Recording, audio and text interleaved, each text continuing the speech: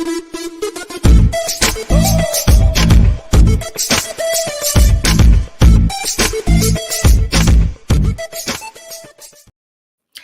guys, what's going on? Coastal Critiques panel is back. This is going to be our final time talking about this show until next season, but it is still The Real Housewives of Salt Lake City, season 4, episode 19, which is the reunion part 3. Let's get into it.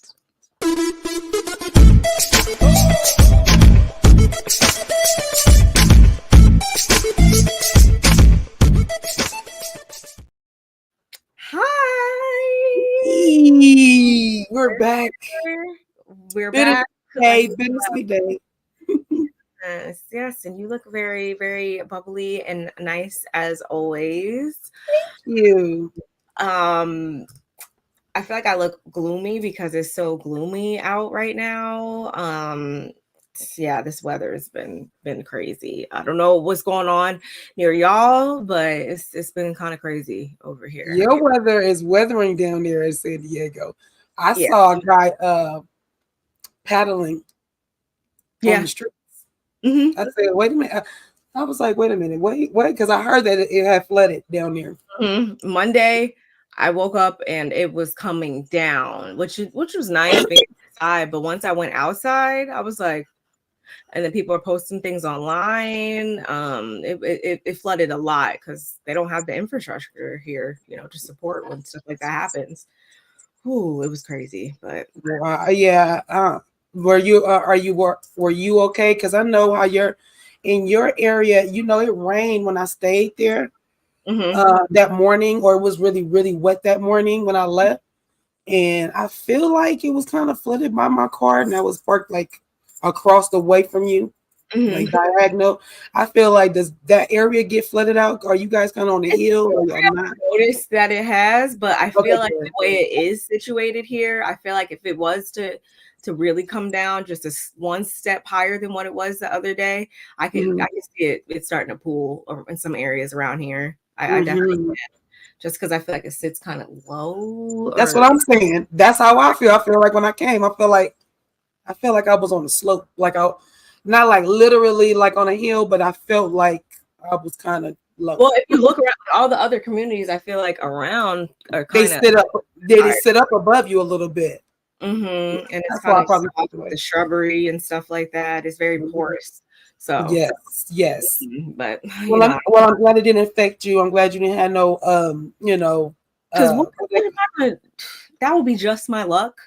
With him not being, I would have been so confused. Like, it would have been, I don't even know what I would have told you to do.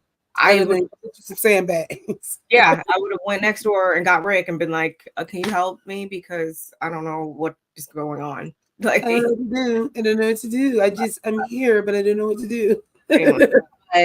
Oh my God, this is part 3, y'all. We have been with y'all for 19 episodes now. And this is gonna be our final one. It's been a good ride though. It was. I'm sad to see it go a little bit, because it was a lot. It really was a lot. It was a lot to take in. It was a lot to watch the girls go through and maneuver. But at the end, I feel like at the end, when we get to the end of the reunion, maybe it was worth it. Yeah, I think we've gotten all that we're gonna get from this group. So I think we have enough to kind of sit back and think about. And actually, first, actually, I'm not gonna say that first. Let's see who's in here, and then I'm gonna say what I need to say. Okay. Hey, Janet. Hey, Janet. Glad to see you. Kimmy is driving. Be safe on that road, Kimmy. But we love having you here. Yeah, don't look down, Kimmy. We look good. Don't worry about it. You know what we look like. I'm messing with you, girl. Appreciate you as always. Hey, Jack. Hey, Jack. Thanks for joining us. Ray is here. Hello. Hey, Ray. Thank you so much. I got you. I love when people say it like that because you got to emphasize the youth. You cut youth. Okay. I'll take it. I'll take it. But y'all, if you guys aren't here, if you're gonna catch us on the playback, make sure you hit that like button. Make sure you subscribe to both channels. We're streaming on both channels right now. Check the description box below, and let's keep the conversation going in the comment section once we wrap this live up. But what I was going to say is, so I think it's safe to say everybody's probably seen, because it's been out for about like 24 hours by this point, that Monica is no longer going to be amongst these ladies up there come next season. That's the word on the street right about now, and that news broke just before part 3 aired yesterday. How do you feel about that? I feel like I'm getting closer to my mic. She fumbled the bag. She fumbled the bag. Okay. And if anybody needs that, and I'm not talking about you in your class, because you get so offended so fast that somebody's talking about your class of person. I'm in the same class. I work hard. So please don't get offended like I'm coming for your class, the lowbrow class, that part, not low brow. Wait, whoa. Did you say low brown? Did you say brown? I low brow. Calm down, girl. Calm it down.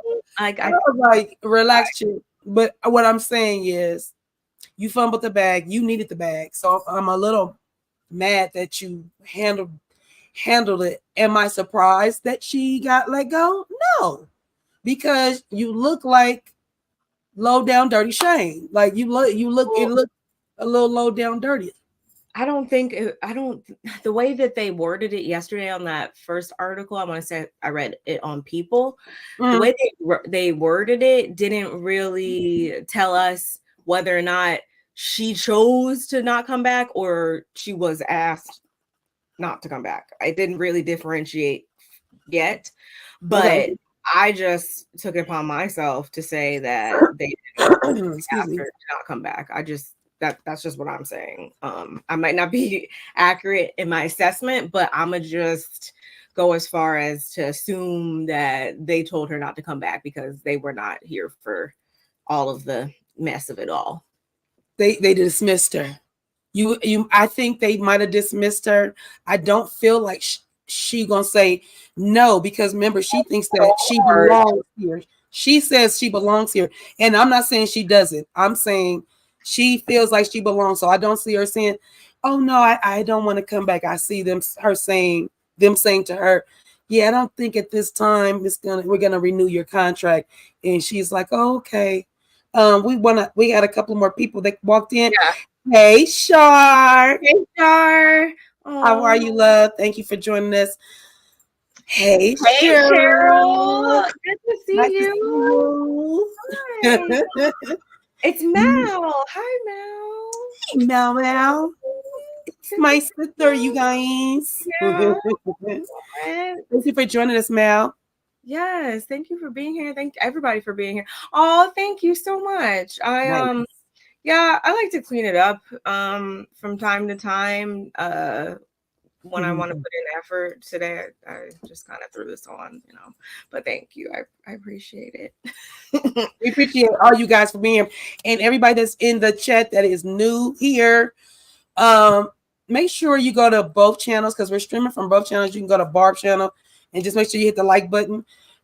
Maybe if you're not in her chat or if you're in my chat, however, just make sure you hit like on both channels, because we're trying to get in the algorithm and let people know that we're here. And it's a free way to support both of our channels, because y'all already know we're still growing our channel, both of our channels. So yeah, y'all, thank y'all for joining us on our last review of City Season 4. Season 4. I'll see us, but this is the last time we're going to be obviously speaking about Salt Lake City. And while we're up here kikiing and talking today, y'all be thinking about what you want us to cover next up. We already have some ideas, but we want to hear what you guys think as well. Y'all can put it in our chat. Put it in this chat. Let us know what you guys want us to review. If you replay this, put it in the comments too. yeah, we need to kind of get that down packed. So we want to hear from you guys as well. Yes, we miss you too. It's good to see you right here. I'm so happy New Year. I feel like I haven't seen you this year. Have I seen you this I don't feel like it. Yes, Happy New Year. But y'all, Char's so funny. I appreciate you. So first, I wanted to kind of go over a couple of the things that we missed, y'all, because we watched Peacock version of it all, and I went back and I watched part 1 and 2. So if we want to just briefly touch on some of the parts that we missed from part 1 and 2, there were a couple points made. So we can kind of get into that first and get that out the way. Yeah, let me know, because I didn't get to catch up, and I forgot that that I had the ability to. Yeah, forgot. I had a lot going on, so forgive me. So maybe there's something that you gonna tell me that I can comment on, and our viewers can do the same. So what's the no good? I'm gonna just roll right through it then. Okay. They spoke a bit more in detail about Jen going to prison when Andy asked them if they think, what did I write? There she go, y'all. We be moving so fast. Sometimes if they think, believe. What does that mean? Andy had asked them if they thought that Jen was innocent, and they said, Lisa and Heather mainly, they were like, no. But of course, as we all know, Jen was very, very adamant with saying that she was not guilty. She proclaimed her innocence up until she literally was up there and told them that she's pleading guilty. So I don't think she told them. I think she walked all the way in there. She didn't tell them, "Oh, yeah, girl, I'm innocent, but I'm gonna go in there. I'm gonna plead guilty." No, and I think she told them she was innocent all the way till she walked into the courtroom.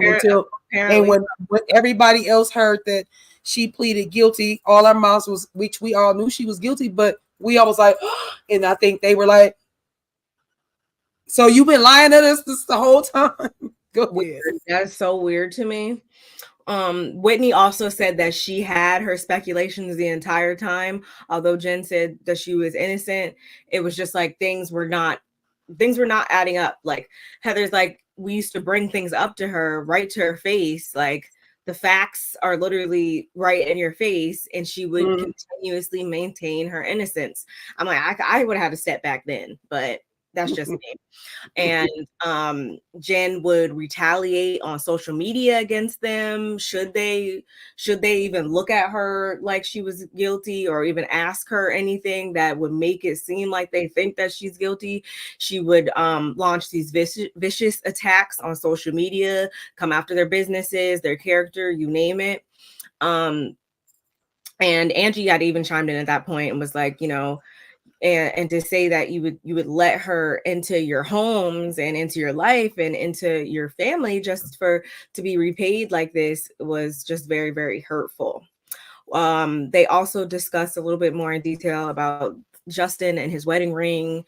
I don't know why we keep having to revisit this.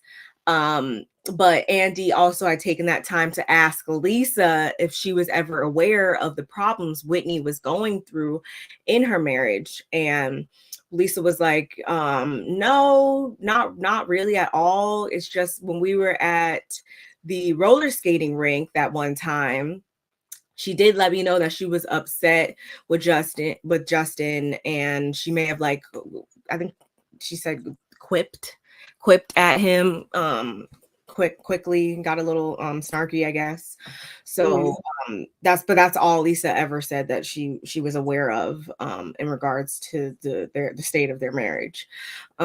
Whitney says it wasn't so much about the actual relationship, but it was more so about just the compounding of everything going on over the last couple years of her life, the trauma work, the friendships changing.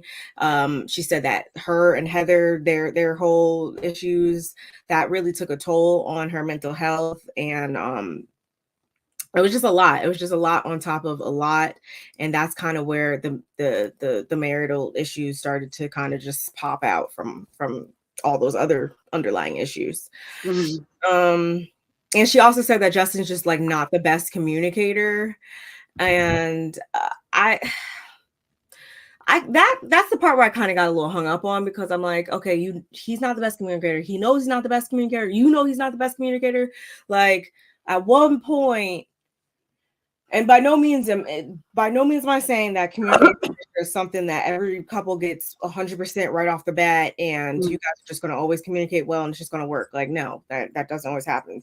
Right. But I'm just like, y'all know like the issues or whatever. Like if he knows he's not a good communicator, he really needs to be trying to be a better communicator, because that's going to serve as the foundation for any of the things y'all are going to talk about. Like, aren't they in counseling though? But haven't they been in counseling? Or I know she was in counseling by herself, but I feel like I thought she said that they were in counseling. And if they're not,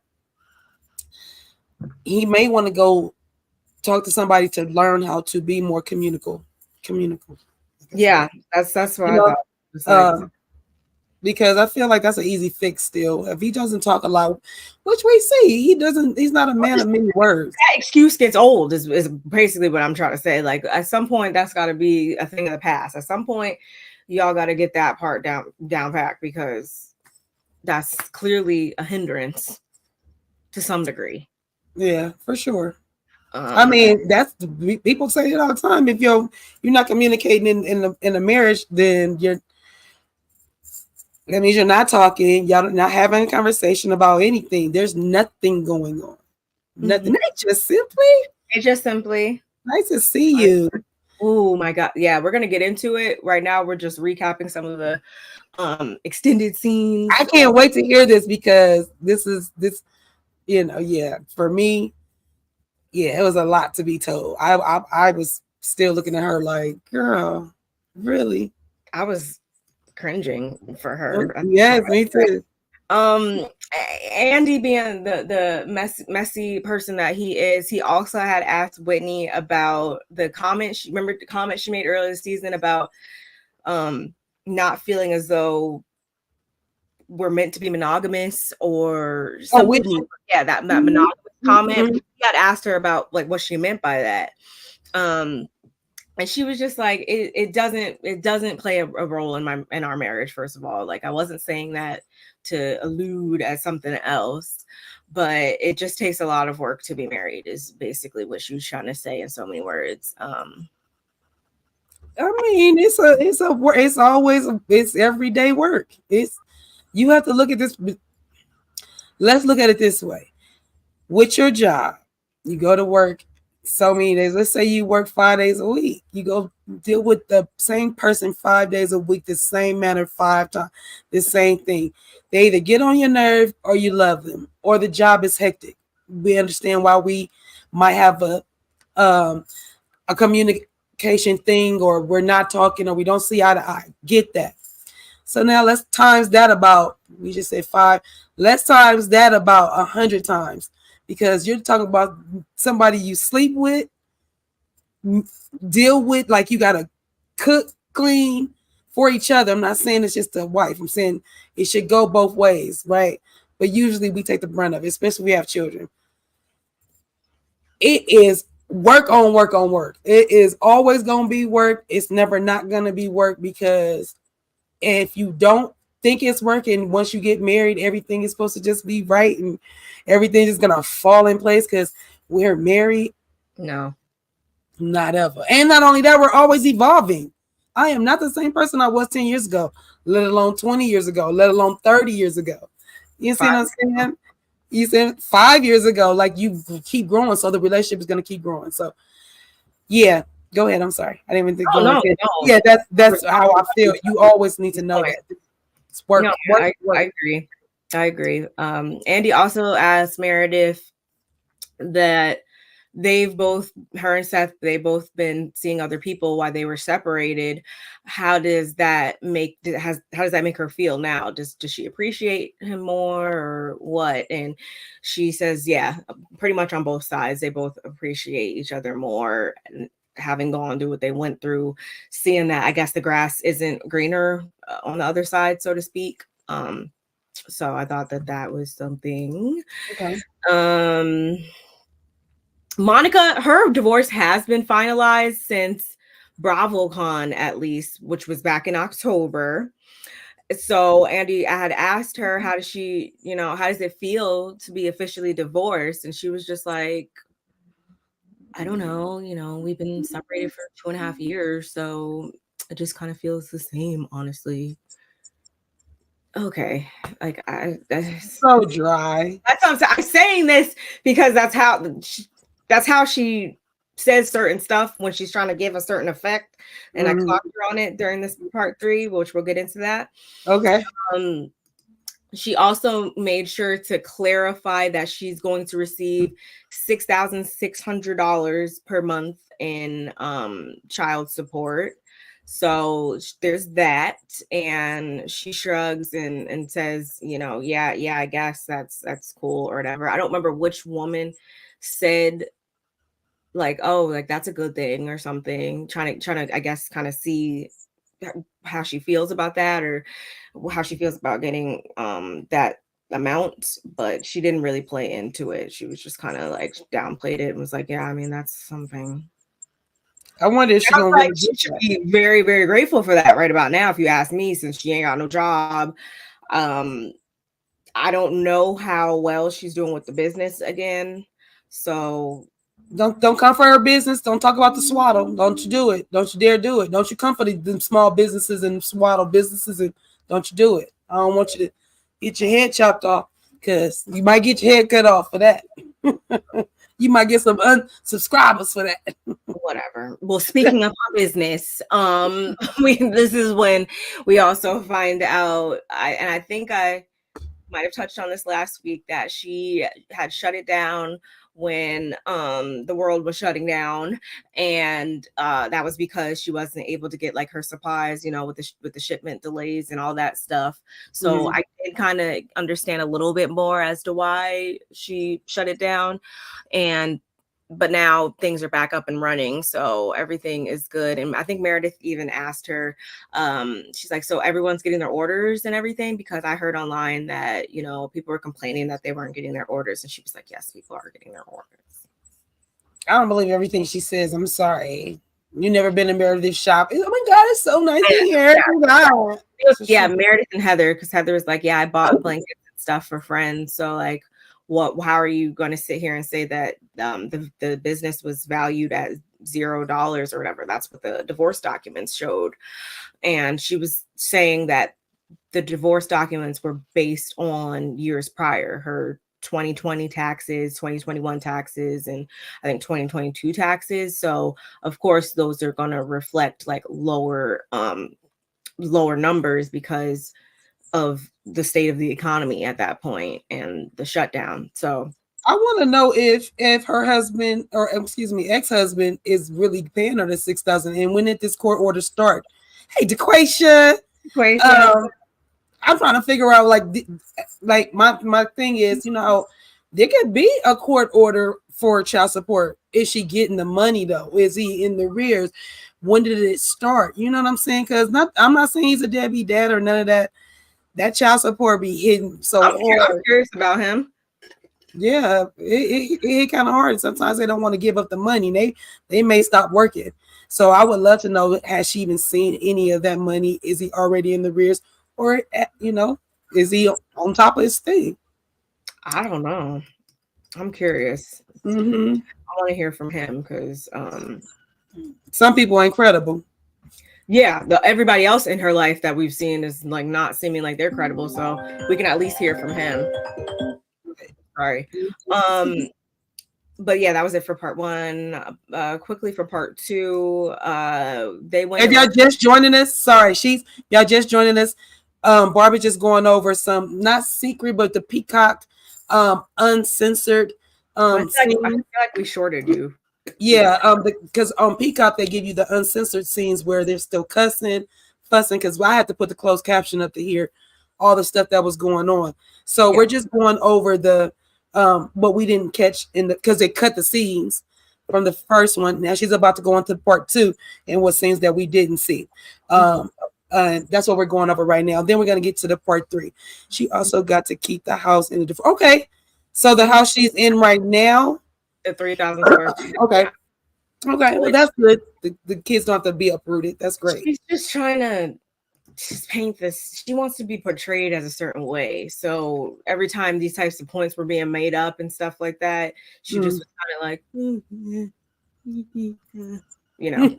So anyway, part 2. Jack and his mission. He left a week after Thanksgiving. No, she wasn't able to see him because he had already, he was already in California. He came here first. I'm sorry, he came here first. He didn't leave immediately. They sent him here to do some busy work, basically, I guess, until his visa and everything got straightened out. So she wasn't able to see him in between those coming and going. To that point, it'd be so many. Yes. Okay, because I was what's the word? What are they missionary? What? I'm sorry. What? Mormon. Mormon. It's always I don't care what city, in the ghetto, in the hood. Find you. They are no. They come live in the hood. That's sometimes that's part of their mission. So they come. I lived in the building with some, and they don't even really take public transportation. They think they bike around, had a white shirt, black pants, name tag on, come knock at your door, see how you doing, how you feeling. We can talk to you about the word. Wop wop. So yeah, so I see him coming here for sure. I can see that. Yeah. So I guess he was momentarily doing that type of stuff. And did they say Santa Monica? I can making that up. I don't know. Wherever he was doing that, took off. So now he was there doing his thing, and he gets to, I think, call them one time a week. And that day was the day that they were actually filming the reunion. So she didn't get to talk to him, unfortunately, but he did send her a really cute text message. Okay. So she talked about that. Sorry, good. And then they did start talking a little bit more in detail about how the relationship is going to change. Lisa doesn't really feel like he's going to change or come back different, or their relationship is going to change. She just thinks that he's just going to be a really mature version of himself. And this is when Whitney had to chime in and talk about her brother and how he came back and he was different. And it sounds like, was it Whitney? Or it sounded like Lisa, all her siblings basically went on missions. John went on a mission. So pretty much everyone around Lisa has. So she must have had that same experience. So she would have said, my brothers came back different too, but go ahead. Yeah. That's the whole point is Lisa's whole experience with missions and everything. She doesn't have this, I don't want to say tainted view of it, but she doesn't have the same view as someone like Heather or Whitney in this case. It was very different for the individuals that were around her. They came back, everything was fine and normal, and it shows she's not allowing that to dictate or make her nervous about how he might come back differently or anything like that. Oh, can I say something about that? Yeah. He will come back different. He's going to be more mature. He's not going to be used to you babying him. You've only talked to him once a week. You're going to miss the heck out of him. And it's going to be, and that's okay. You're the mother. You're supposed to. You're supposed to be that way. But you're going to be fooling yourself and be delusional if you think that your son's going to come back and think he's going to want to cuddle with you. And when he come back, he's going to want to hang out with his friends. And he's gonna be more mature to tell you and verbalize to you what exactly it is. And you might get your feelings hurt if you don't come to the realization it's not about you, it's about his growth and him becoming a man. So hopefully, Lisa, as he's maturing, just like I was saying about marriages and people evolving, he's gonna evolve. You need to evolve as well. You still got the little son. You put all that on that younger son. Don't baby him when he gets back. I'm not saying don't love on him, but I'm saying don't baby him and don't think that's gonna work, because he was already pulling away from her anyway. Yeah. Yeah, and that's why Heather was trying to tell her, like, yes, he's going to learn frugality and independence and different things like that. So, I obviously didn't go on a mission. But I did go away to boot camp at a young age, around that age. So even with that, I definitely it was weird for me when I first got out of boot camp. It wasn't like super, super weird, but I guess I had to, I don't know, reacclimate in certain ways. But I wouldn't say that it was some like, oh my God, I forgot how to have a conversation with a person. No, like, it wasn't like I was just super like from Mars to that extreme. But yes, there was even some differences with that. So I like to think, yes, if he fully embraces this how he should, then yeah, he's going to be changed at least in some regard. But I also understand where Lisa was coming from too, where she's like, well, no, I mean, I've never really seen it. You can't talk on something that you've never seen firsthand. So if the people that she's seen come back were completely unchanged, then I can understand why she would think that then. But only time will tell. He still has a year and however many more months. So there's that. And then someone had also asked about Lisa and how she continuously says that she supports the LGBTQIA plus community, but it's also a church that actively fights against the community rights and livelihood. So how basically does that make her a hypocrite then, because she supports the church and then she also tries to say that she supports this community as well? Like, I think that makes her a religious person and or a spiritual person. And the fact that she doesn't let one outweigh the other, because we still have to live this life. We still have to be present in what's going on in this moment. So if that would be the case, it always, for me, when you talk about churches and stuff, specifically to what we're talking about right now, you can't be sitting here talking about, oh, that's they're all going to be going to hell, because that's not godly, and whatever the case. If they are, let God tell them. You don't tell them. Let him do it. We all got to go kneel. We all got to go confess our sins. Let him be the one to tell it. You should not be worried about it, because when you do that, you're being judgmental, which we're not supposed to do according to God. Then you turn around, you don't want to be hate in your heart. You're supposed to love thy neighbor. You see what I'm saying? So when you going by the Bible, you also have to remember you're in real time as well, and you gotta have an open heart. And the thing is, ignorance is the thing. If you're ignorant to the LGBTQ, I don't know all the letters. I'm sorry, I don't want to offend anybody, but when you're not knowledgeable, you're ignorant. And so you have to get knowledgeable.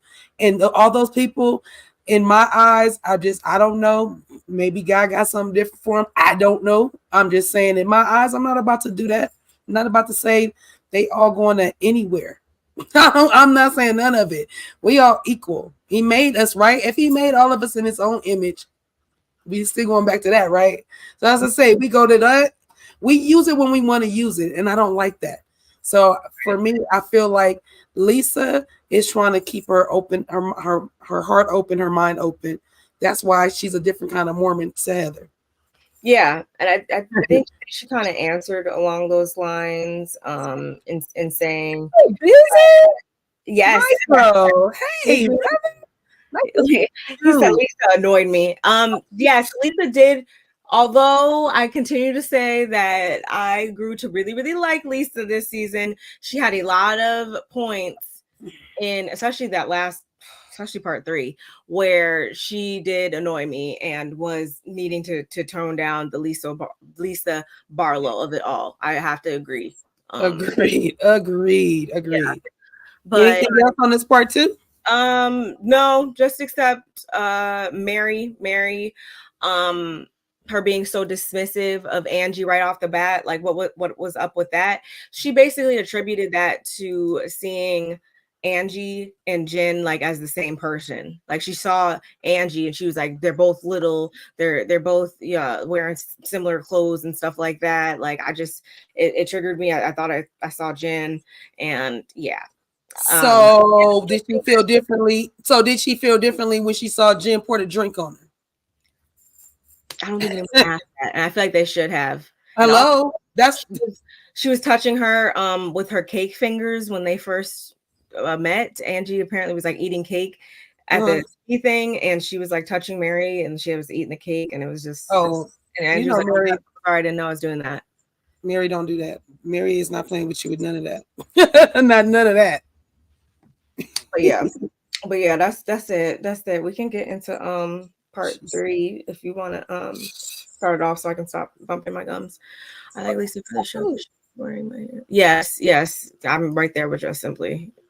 Okay, so I didn't write verbatim or nothing. I'm just gonna go with some of my notes that I was feeling when I saw, because even they go in from what we saw from the ending of part 2 and then go into part 3. So whatever we ended at, that's what that was going on.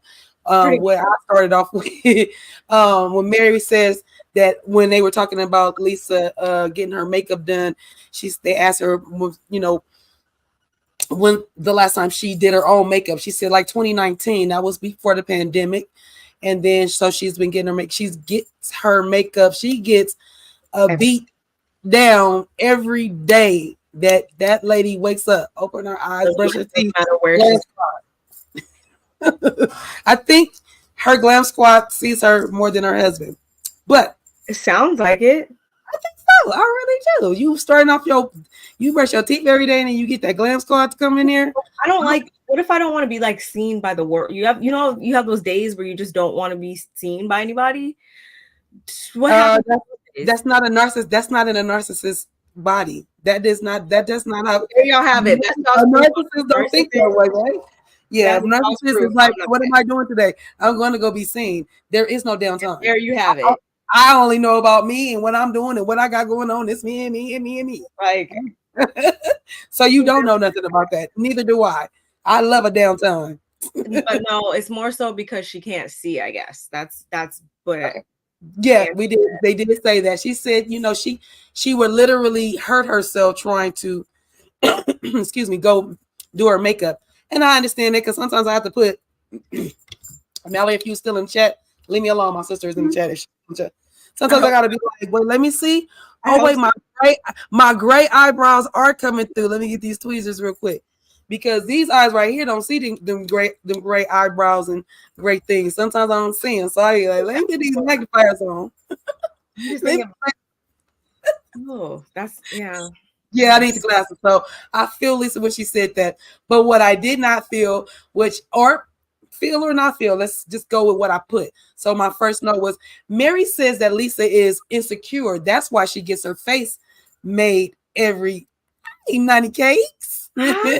You see your fave, look, you see how your fave act like she ain't seen you or heard from you last week. I know. It has been a week. So yeah. That she says she's insecure. That's an insecurity, Lisa. That's an insecurity you have right there, because why would you get your face done all the time? That's just insecure. And Mary also thinks that Whitney is scared of her. So for me, I'm just like, Mary, why are you the big bad monster? Who died and told you that you the big bad monster? Ain't nobody afraid of you.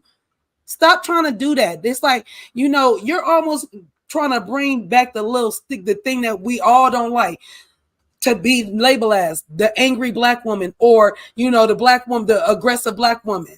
It's like you want them to say that you're aggressive without them saying it. And that's pretty much what Whitney was trying to say. But back to Lisa, you're insecure. She's like, no, I'm not. I just want to be glammed up. And ain't nobody mad at that. Because if you can afford it, bruh, come glam this face, or at least teach me how to do it. So when you're not here, like the day that you wasn't here when you need to take that makeup off, you would have known how to do it. How you not understanding just some key moves for your face that just would, oh no. But You know, I'm always going to attribute things for people to do things. It has to be attributed to some type of gain or whatever. But for her, she can pay for it, so there's no incentive to change there. Like, why would I bother? Why would I bother learning how to change that light bulb if I could just get somebody to do it every time it goes out? I mean, hey, I'm here for it. As I said, I get it. I ain't mad at it. It's just that I guess it rubs people the wrong way that can't do that or don't do that. Because I'm not gonna say Mary can't.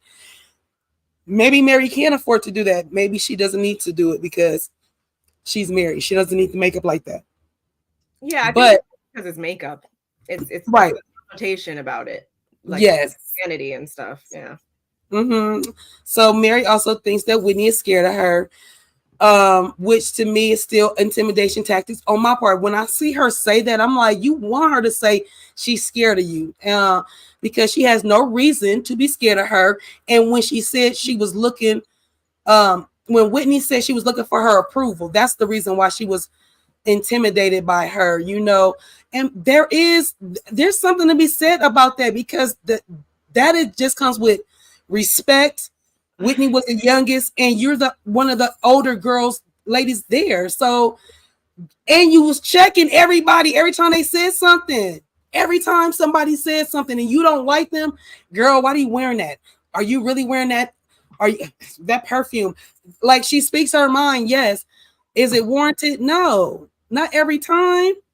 And so they kind of give you a shoot. I don't want her to say nothing about me. I'm trying to stay clear of Mary. And that's pretty much what Whitney was doing, you know, unless they know how each other is at this point. They've been on the same show for the past 4 seasons. I'm talking about everyone that's been on from there now, everybody but Monica, of course. So, and Angie.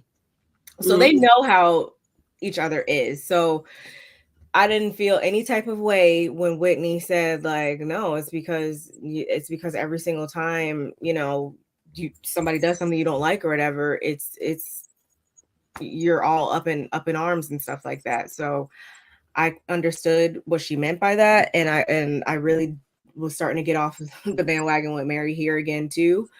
Like, why? It's like the not bait and switch. It's just like she was baiting her or something. I didn't like that. I didn't like that at all. Yeah, that's what because it's not bullying. It's not so much, but it was like, I'm gonna hold her feet. I'm gonna make her tell me that she don't like me. It's like, or even when she, miserable. Was that at this point when they were doing like the voice thing, and they were no, they hadn't even got to that point yet. They hadn't even got there. Really quiet, but she just was irritated every single time. Yeah. It's like she's antagonizing Whitney to make her try to say something so she can have a reason to go at her. And Whitney is beyond that. That's when she first came on the show, when they first season, and she was trying to learn Mary. And now that she knows who Mary is, she tries to stay clear of her. I don't see nothing wrong with it. Monica kind of squirms out of her intent, or what her intent was with the Von Teese account when she was running.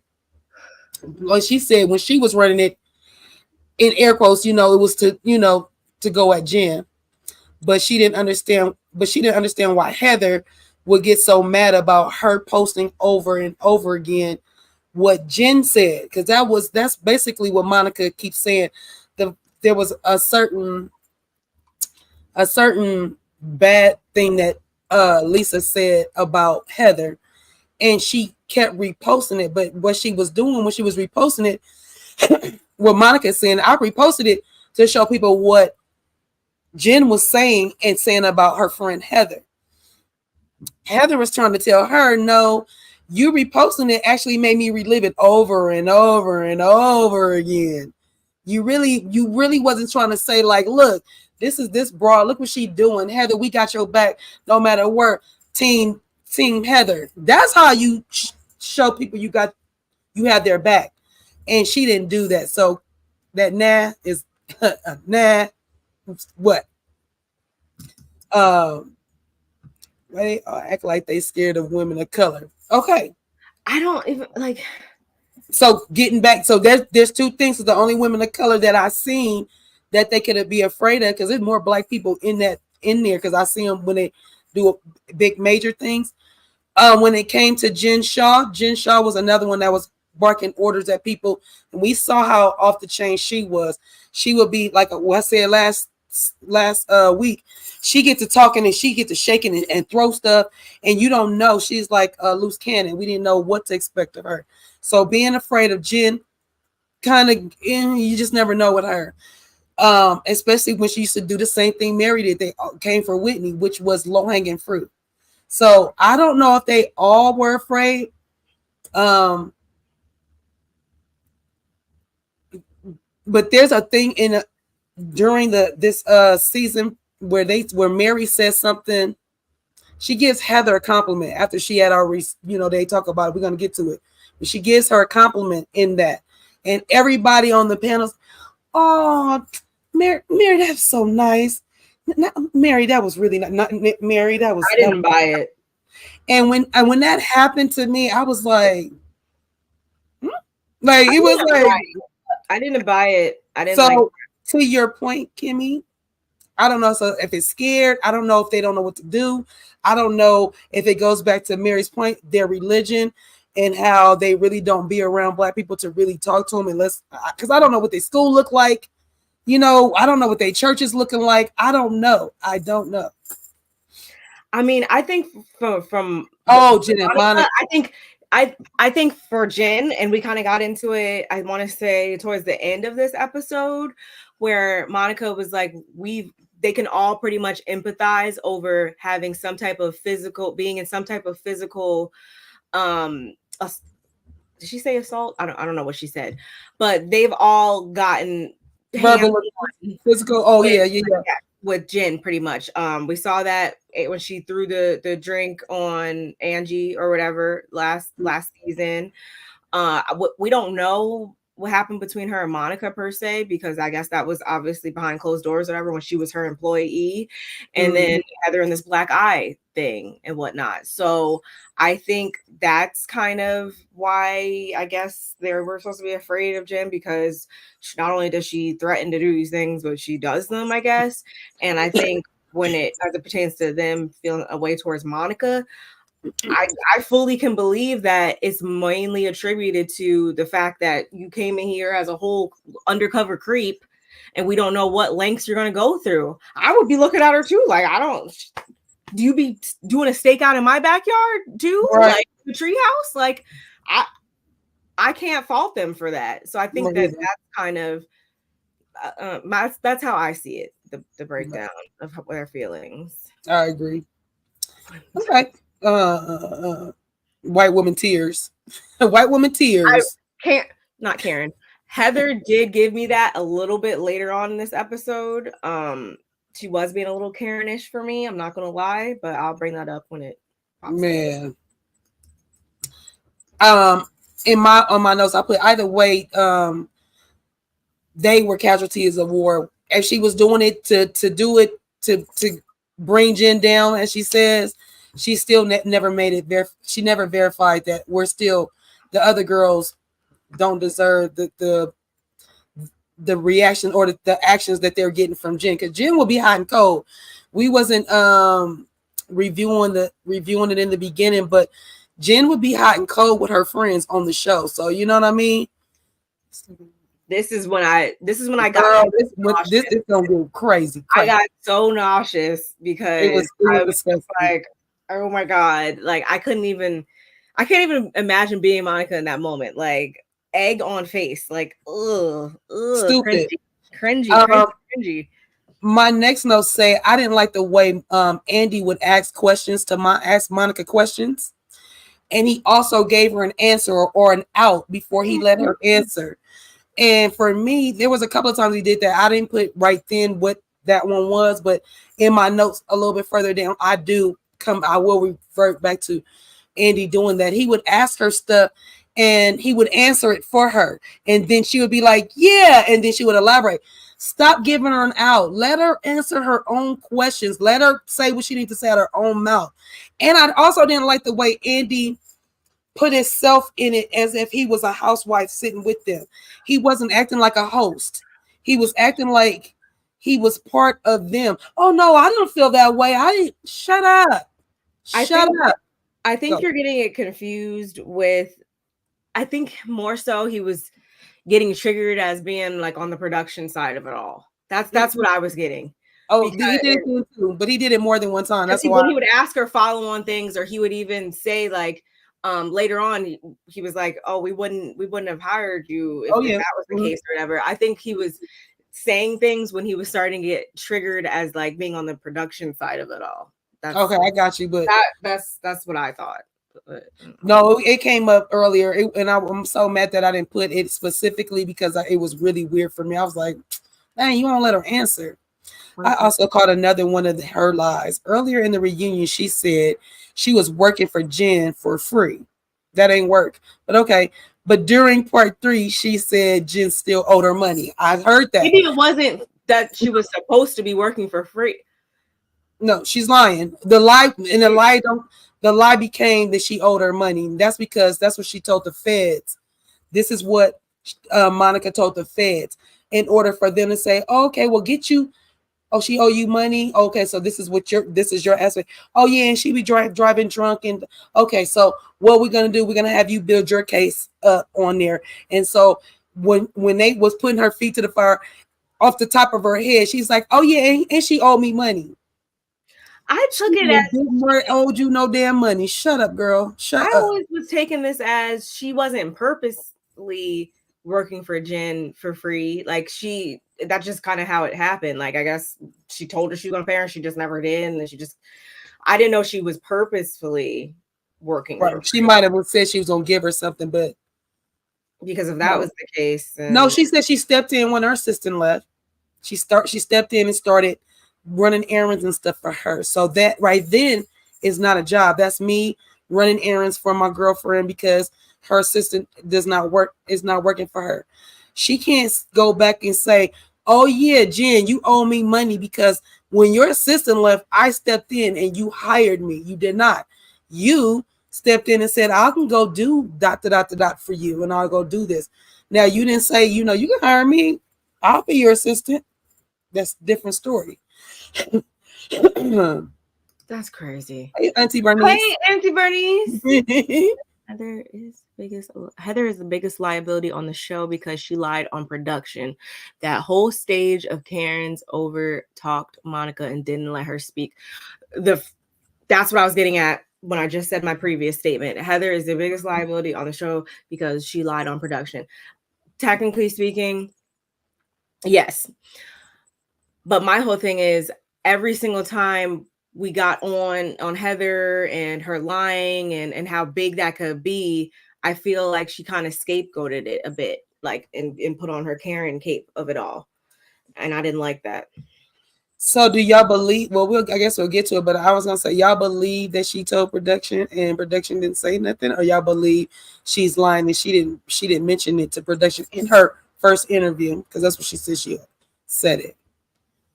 With Monica out of production. Okay.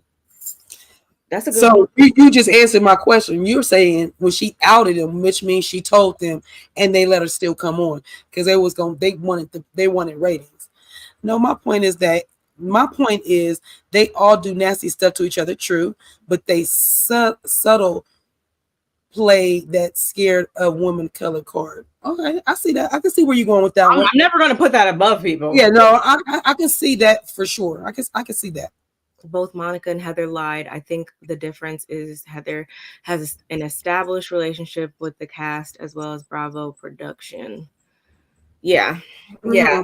And she was able to use Monica to then like play victim, because I don't feel like this would have came out, and she even kind of said it later on that this would have never came out unless we weren't in the boat that we were in with this whole thing right there on that stage. So I feel like she was using Monica to kind of deflect from the fact that you lied and it was a big lie and you could have got people all tossed up in the mix with that. Like instead of fully standing in the shame of that, she quickly would change gears and bring it back to how Monica and this is by no means am I saying I agree with what Monica did, but she would always switch real fast and bring it back to how Monica did things so wrong, or that's why what she did is so bad. She would always move over there real quick. Mm-hmm. And I didn't like that.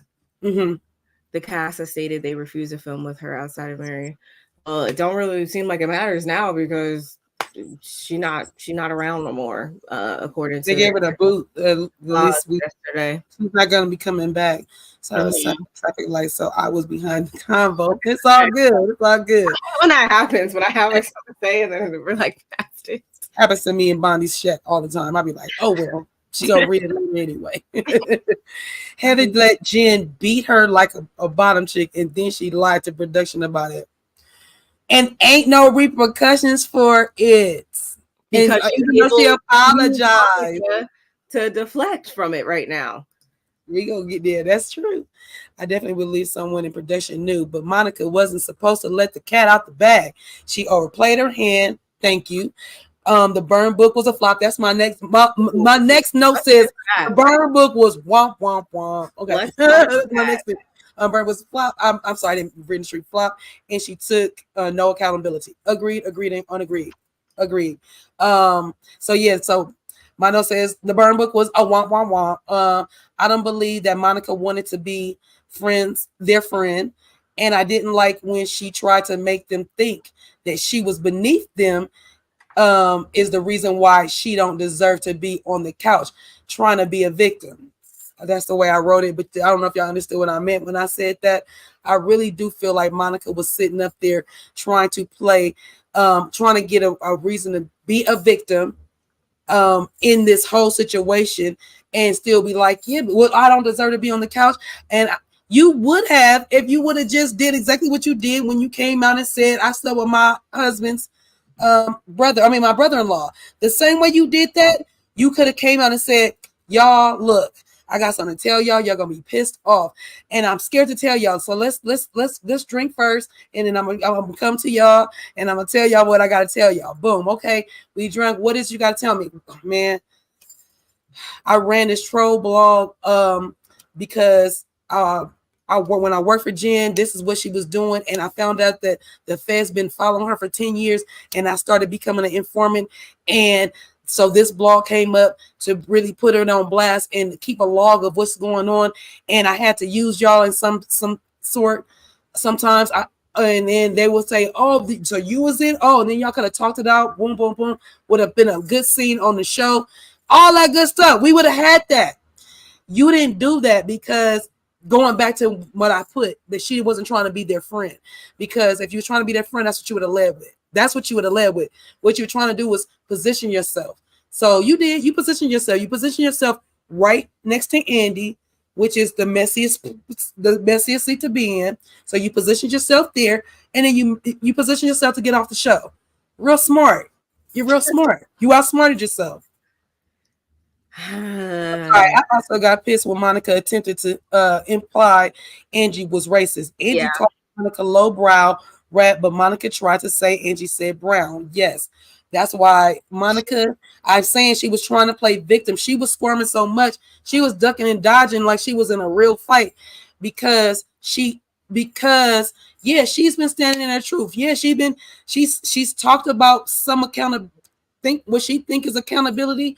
But every time she talks, she puts it back on Jen. She puts it back on somebody else. Oh, it's not just me as Von Teese. It's 6 other people. Oh my. And Lisa, I don't know why you keep talking and why you guys keep coming for me. Because you the one came for us. You came for this show. You came for the show. You did.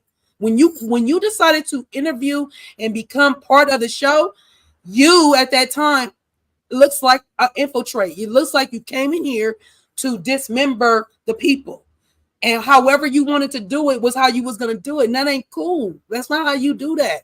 That's the only reason why I'm saying she didn't come in to be friends. Now go ahead. I'm sorry.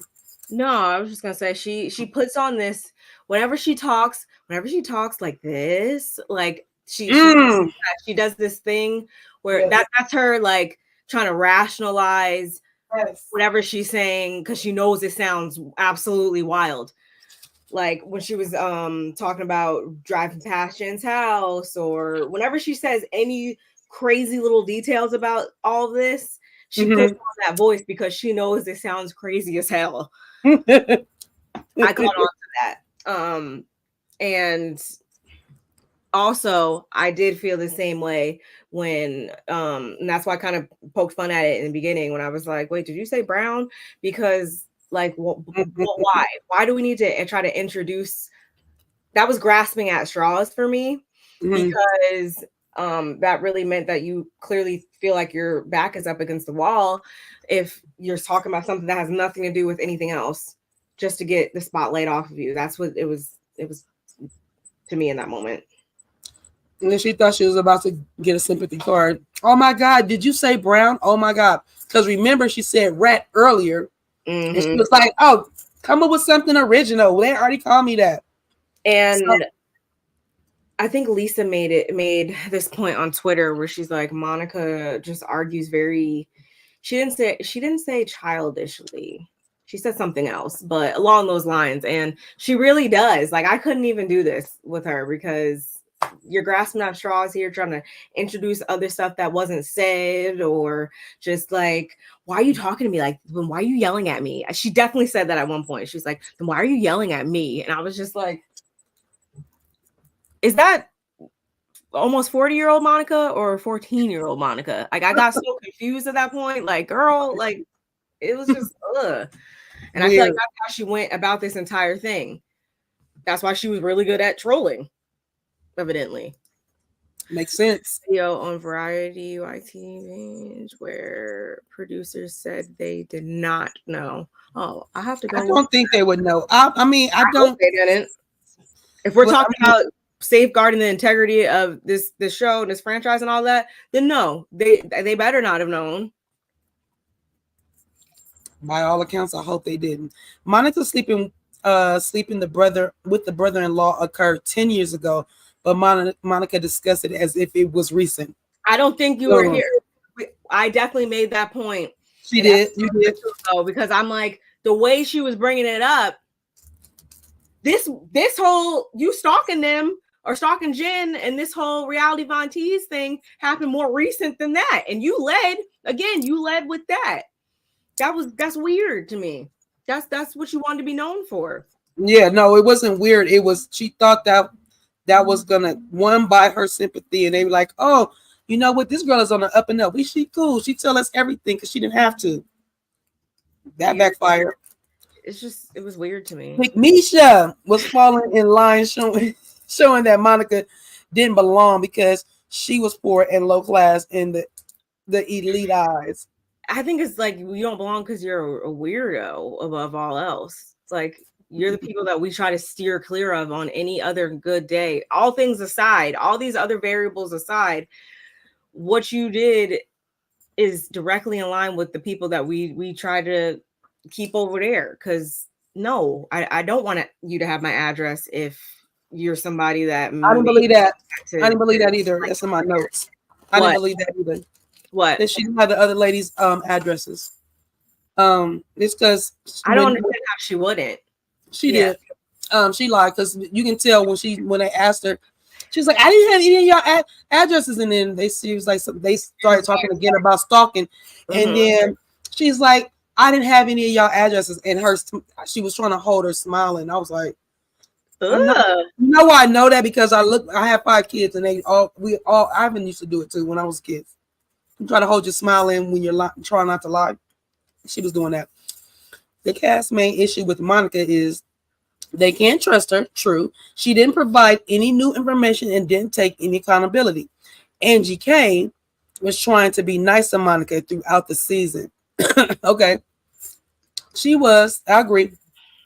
Monica isn't really teenage ones. Oh yeah, she's so ugly. Oh my gosh. She had to catch herself. If y'all didn't notice, did y'all see that she was catching herself when her and Lisa kept going back?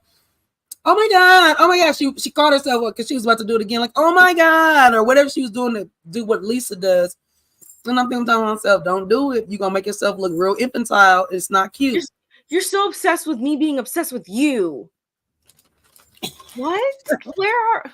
Huh? Like, go home. Like, Yeah, we didn't need that. yes, Like a fighter. yes. Yes, manipulation. Right at its greatest.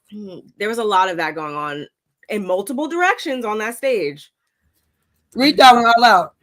Read it out loud, please. Pick Misha befriended her until Lisa would come around and question Angie, and then she would turn on Monica. She has no mind of her own, and her undying need to be liked by Lisa, she lost. Talking about Angie, huh? Auntie Bernice. Talking about Angie, yeah.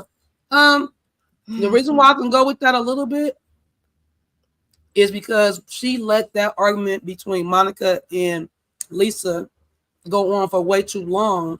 Angie, you could have just simply said, girl, we talked. Stop coming at her like that. She already apologized. Okay. And then it would have been squashed, and then we would have not be talking about this. Angie was liking some of that attention, I believe. I think that's what it was. She was like, oh, I'm getting camera time, and we're not talking about my husband. That part. Angie came out the superior newbie. I was about Angie, but she had a great reunion performance. Yes, Angie really proved herself to me, at least this season. I'm excited to see her back next season. Oh, feisty one. Feisty. Hey, too feisty. Thank you for joining us. You know, we love you. Yes. Cousin. Hi.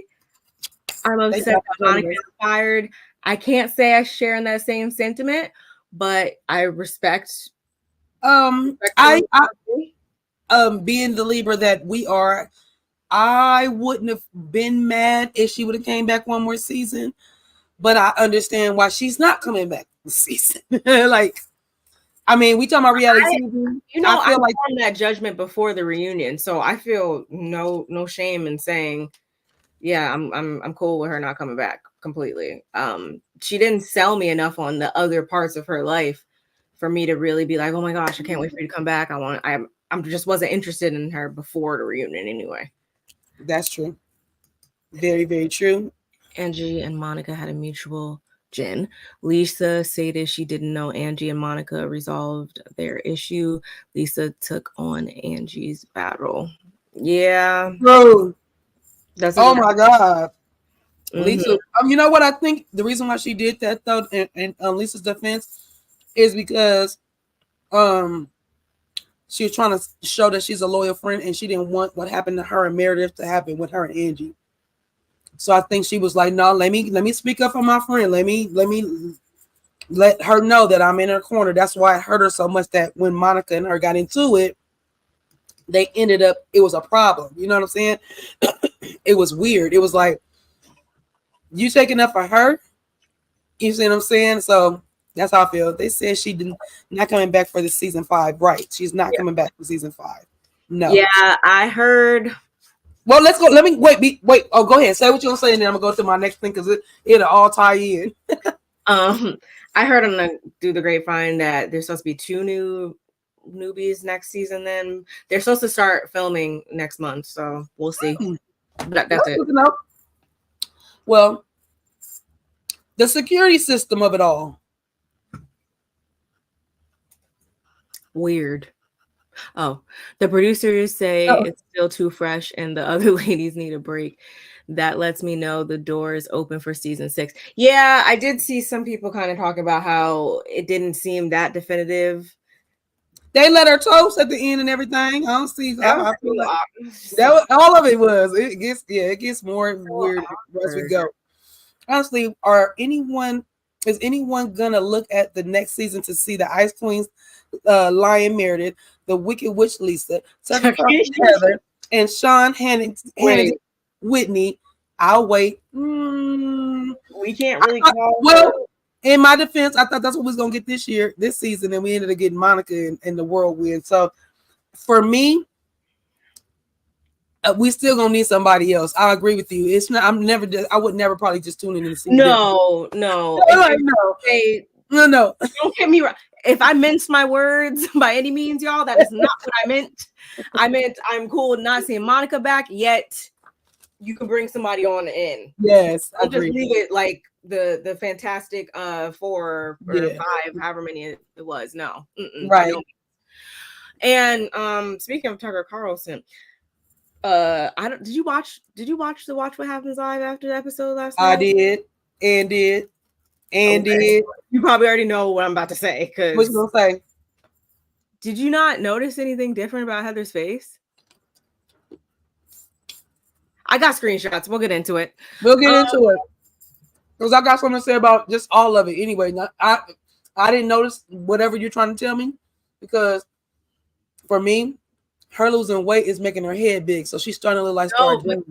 But the configuration of it. I wasn't paying attention to the configuration because I was like, and she's getting smaller, but her head is getting bigger. So I was like, it's something. Don't lose no more weight. Touch something on her face.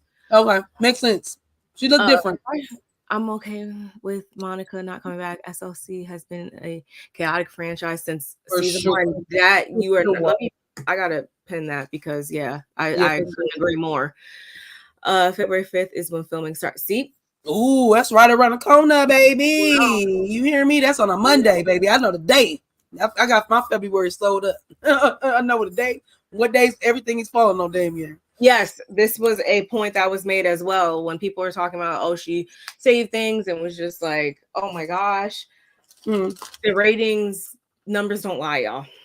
So the ratings they weren't good. I would say they were like on par. Like, I don't really think that it was like that dramatic of an increase. Like if this season they have been raking in numbers like Beverly Hills or something, then I would be like, whoa, yeah. Yeah, Monica was the key through and through. But I wonder what was the highest rating out of this season, which I think it was the reunion part 1. After it was the final episode, and then I'm pretty sure the reunion part 1. Hey, right up, right beyond it. Yeah. Okay, yeah, I'm thinking that. I was thinking that. But it's also I was like, what? Anyway, Anyway, go ahead. No, I'm saying go ahead. All right, so the security system that she put in and that she could spy on Jen is insane. She kept saying that, oh, it's my security system. It's my security system. She put it in her name.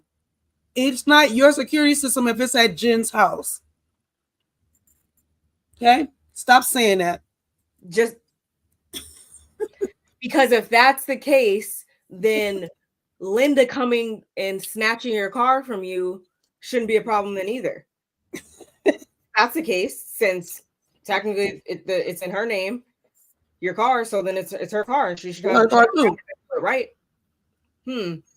Yeah. What's good for the goose is never good for the gander. You know that.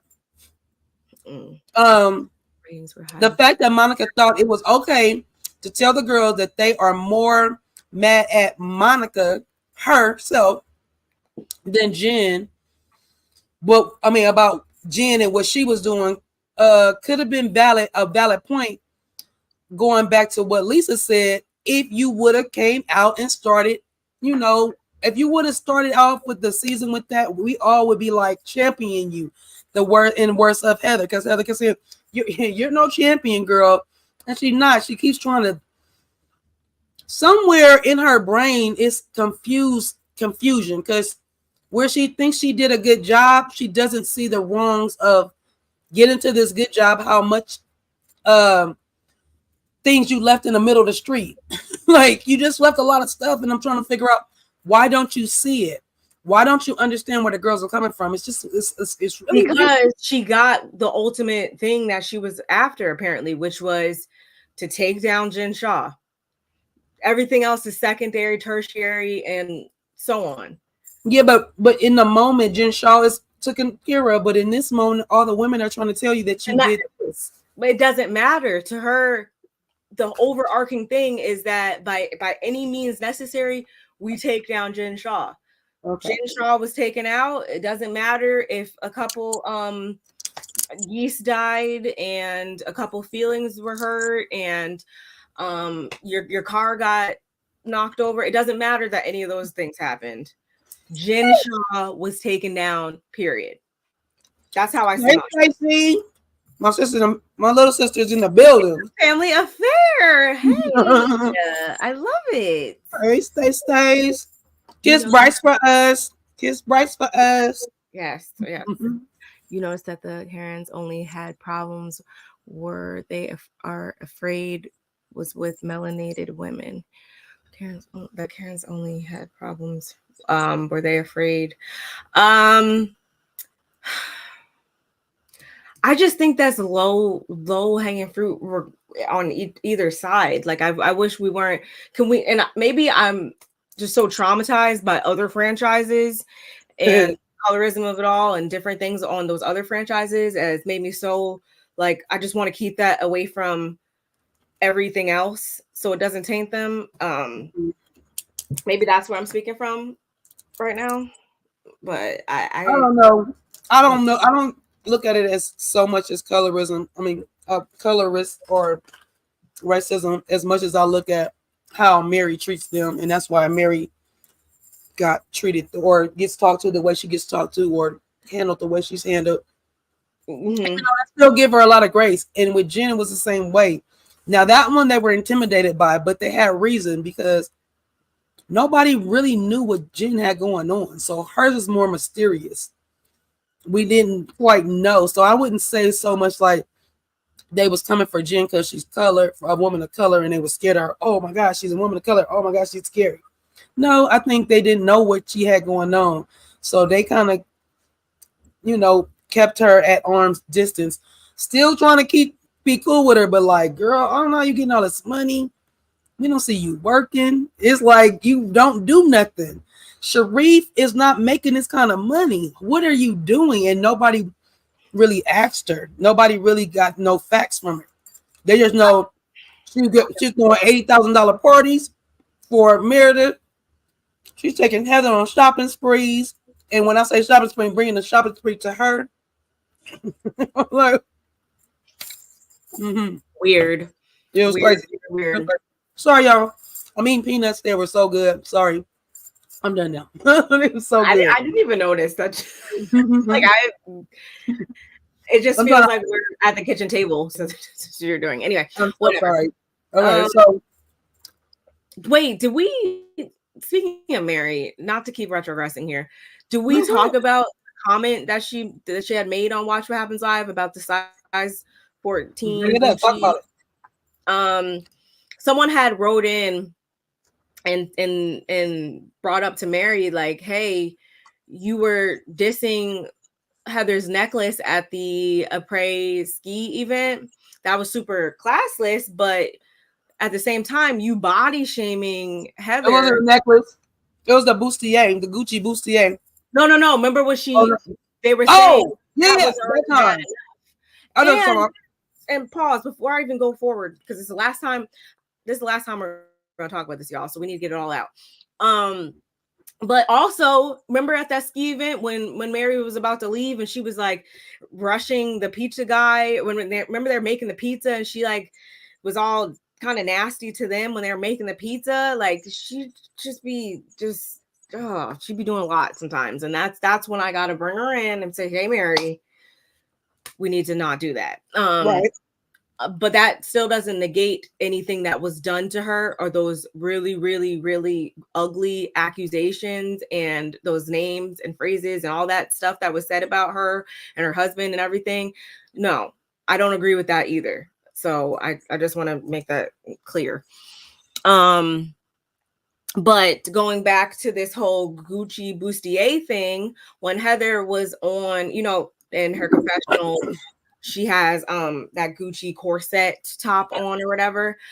So someone wrote in and was like, that was not cool. That was you trying to body shame Heather. Like, why would you do that? That's not cool. And Mary immediately was like, no, I did not mean to body shame her. Like, that was not my intent at all. Like, and actually she looks super beautiful here today.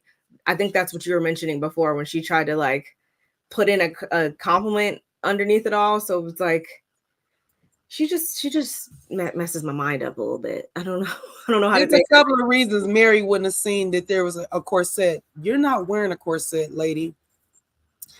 1, 2, you're not nowhere near in the size 14. You over in the petite section. You still wear clothes that you can wear from high school, most likely.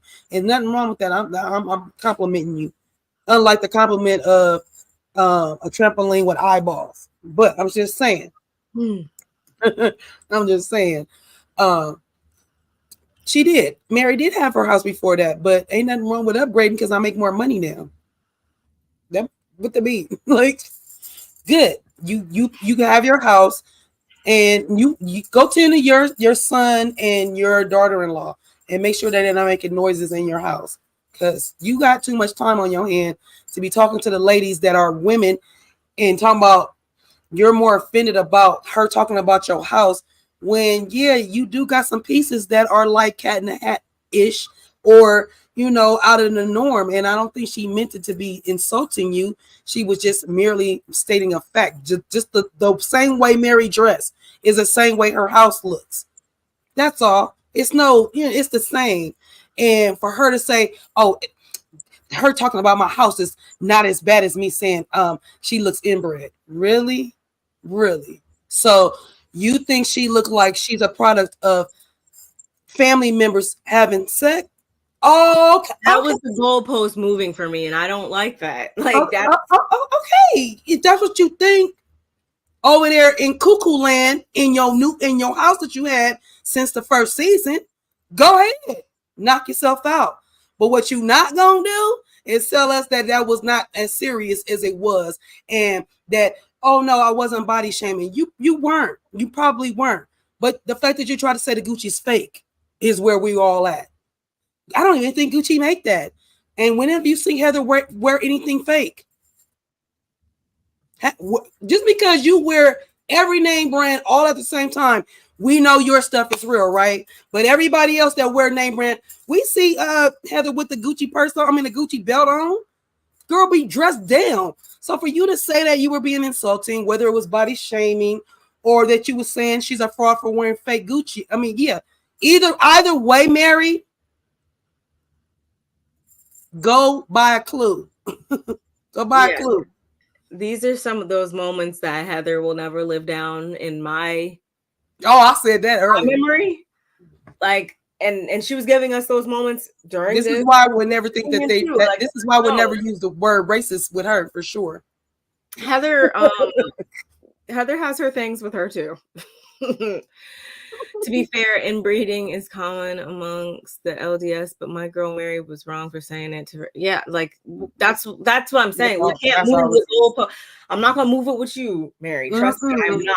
But at the same time, I can't do that on the other side too, where it's like I will feel some type of way if you called me that, if you said I look like that. Like, I guess what they would all just right now at this moment just wipe the slate clean. We just said some real nasty things about each other. Let's let bygones be bygones, and let's from here on out respect each other, respect one another. And if I do have something to say, at least say it to my face. I agree. And, from here on out, it's if we're gonna be working with each other, I say that about Mary, because Mary is the one. Because remember, she was only, I'm thinking we're about to almost dismiss her right now. She was there for 5 seconds on the reunion. It's up to her how involved she wants to be. Apparently, I think it's safe to say on the production side or whatever, the opportunity is there. They wouldn't be opposed to having her back in more of a full-time capacity or whatever to be more involved. It's up to her, I think, at this point.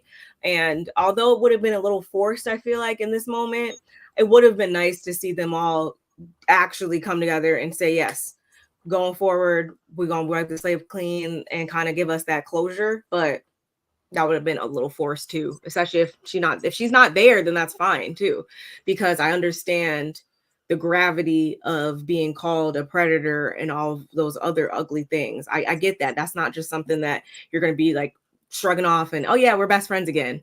But if you want to be present, you're going to have to be present, is what it all comes down to. So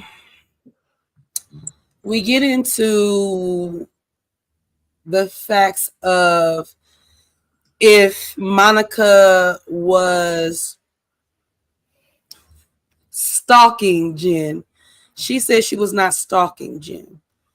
So what I put, and the fact that she's trying to say that she was not stalking Jen's house is insane, again, because she really has, they really have multiple videos, footage of her going by Jen's house, staking out the house, and claiming that she did it to get more evidence on Jen about drinking and driving was far-fetched, and throwing the FBI in it on top of that. It's told her to drive by. Just layering it up. She was a part of the squad. What do you mean? She had her own patrol car and everything. It's well, I was thinking, and throwing in the FBI thinking they weren't going to ask more questions is insane. And the fact that she brought up people, Monica brought up people do that all the time, not stalking. They're like, what are you talking about? People do that all the time. Oh, people do that all the time. They go past the ex-boyfriend's house. Yeah, stalking. Just that's what that's called. You said people go by their ex-boyfriend's house all the time. Yeah, that's called stalking. You're not together no more, and I'm gonna drive by his house and see what the hell he doing. I'm about to see when he's leaving. If his car is there, is there another car there? He's supposed to be there because I still love him, and I'm an ex-girlfriend, and I want to stalk him. Dumb. So she kept saying like, and it was just annoying. And so, when she brought that up, I was like, girl, you did not make a point with that. You are literally making the point that you've been stalking. And then the fact that she threw in the FBI saying, yeah, they told me. No, this is one of the points where Andy did this, and this had nothing to do with production. This is when he says, so the FBI told you to follow her and or whatever. And she said she was saying yes. And then he was actually giving her an out. And that's when she was like, well, no, because she owe us money. But whatever he said to her, he said it first before letting her answer it. It's like, let me see if I put it in here. I just wrote that this is the moment where he really was going into really breaking it all the way down. I remember he had a moment like that where he was like, so you did this to do this. Yeah, he was. Mm-hmm. Yeah. Right. So he was like almost like a lawyer, like peeling back the layers to get to the exact bare bones of it. Which she's not gonna give us the bare bones because she's too busy trying to say that all I was trying to do was take down Jen. This all I was trying to do. This is it. This is all. This is. I don't know why y'all so mad. I was trying to take down Jen. There's nothing to be that mad about. And I should be able to be with you guys. I don't care if I'm not the caliber of woman that you think I am. That's her whole thing. Producer said this franchise was birthed around Mary, but Lisa keeps taking credit for. Lisa taking credit or Heather? Because I feel like it was almost birthed around Heather, and they kept pushing Heather around it. But it was birthed around Mary, because I know the only reason why I tuned in when it first started, they were saying we're gonna get South Lake City, and I was like, oh, it's gonna be an all Caucasian franchise. And then they showed everybody, and we went into it, and then Richie Skies broke it down. He was like, we found out that Mary is woo wop, and I was like, oh, I'm definitely watching. I'm not lying. Yes, them saying Mary husband, who she was and what it was. That's what got me. I thought she looked visually like interesting. Like there was something I knew. Everything she got on and did is exactly what I saw when I looked at her picture. So I was like, yeah, well, I'll tune in. I'll give it a go. So that's agreeable right there. Mary, it is supposed to be about Mary, but that's why I kind of with Jen, didn't nobody know that Jen was doing illegal things, so it took a turn in a nosedive, and now was coming back up around. We're going around the corner again. So now what the formula gonna be? Definitely stalking for sure. There's no doubt about it. Monica had no real defense. Hello? None whatsoever. Monica should be watching it. Like Monica should do House of Villains next. Right. She will win. Every time Monica lies, she bat her. Oh my God. And stuck her lips out too. Yes, she has that voice on. Yeah, it was. Like, or she'll open her mouth, or she'll open it. The same way she was like, I told them that their show sucks and they need me for better ratings because I'm a spicy Latina. Who goes by the last name Darnell now or whatever. Never mind. Darnell, Fowler, Garcia. She don't use the other ones. That's why I'm like, you don't even use your Spanish last name no more. Stop it. It was a lot. The girls all laugh at her when they're trying to figure out. So you were stalking her for the FBI. Oh, so the FBI wanted you to stalk her. What did you say? Oh, so you was gonna put your lights on your car and pull her over and give her a breathalyzer. Oh, okay, that's what we doing. So they're laughing at her, making fun of her, and she is getting so pissed off. You're all assholes. You're all assholes. I see. Boy, you sure get mad. You get mad when you get caught up in stuff that you get you're caught with your finger in your cookie jar. It is what it is. We already talked about the burn book, right? I passed through it, or I don't know. Okay, yeah. I just said one, but I don't even think we got to it yet. Cause I remember you saying that, but I didn't remember. Yeah, I don't think we really went into it because to me, it fell short. It fell short. She knew. I feel like because it's a binder, I feel like she put the stuff that she wanted that was about her in the front of it. I don't feel like it was in order. She was trying to be funny. She literally was doing the exact it smells fugly, skank. Like that's literally how the burn book went in the movie. So I got that, but I don't really understand its purpose. You just wanted to have these receipts in case you needed them, but then they didn't even say anything. The burn book was a fail, and now I'm glad that she didn't sell it. When I kept saying, if she sell it, yes, to sell it, she did it because everybody would have. There'd have been so many chargeback transactions on her account because people would get it and be like, "Oh no," and be trying to get their money back.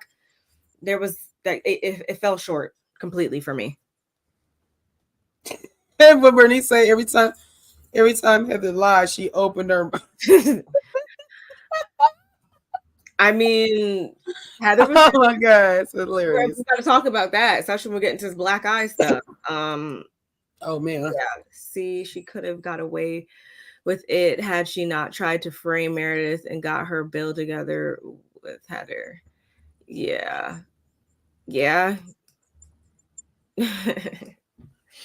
So where am I at? I went down a little too far.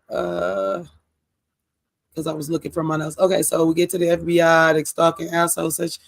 Oh, and then she's like, you guys are such mean girls. And I'm just like, oh my God. With Monica says that she never stalked them and never drove by their, talking about the girls, talking about the people that's in front of her. She's like, I never stalked them. I never drove by their house.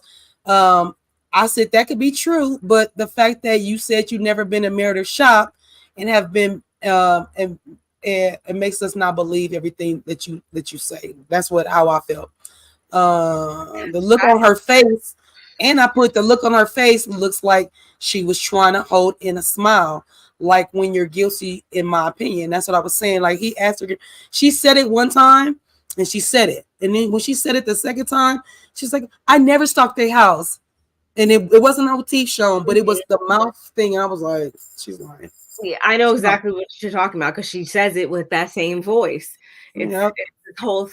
That's so great. Like I'm just over here just thinking about the crazy of it all. Like acting like you don't know these people's kids' names and all these things. Like that is so wild to me and weird. Like, ugh. It's weird that she wants us to believe that. When Heather reads her down about all the things in sequence, and I don't know if you have it in sequence or what she said, but I didn't write it down. But she was, reading her down like, when you stalked the page, then you got on the show, then you did this, and then you did this. So she was telling her in sequence what she did, and the way they have been. And then that's when she said the alarms went off, and she wouldn't want to be around anybody like that. Is when this part right here for me, when she did this, Monica's response was, so basically, I have amazing time management skills, by the way.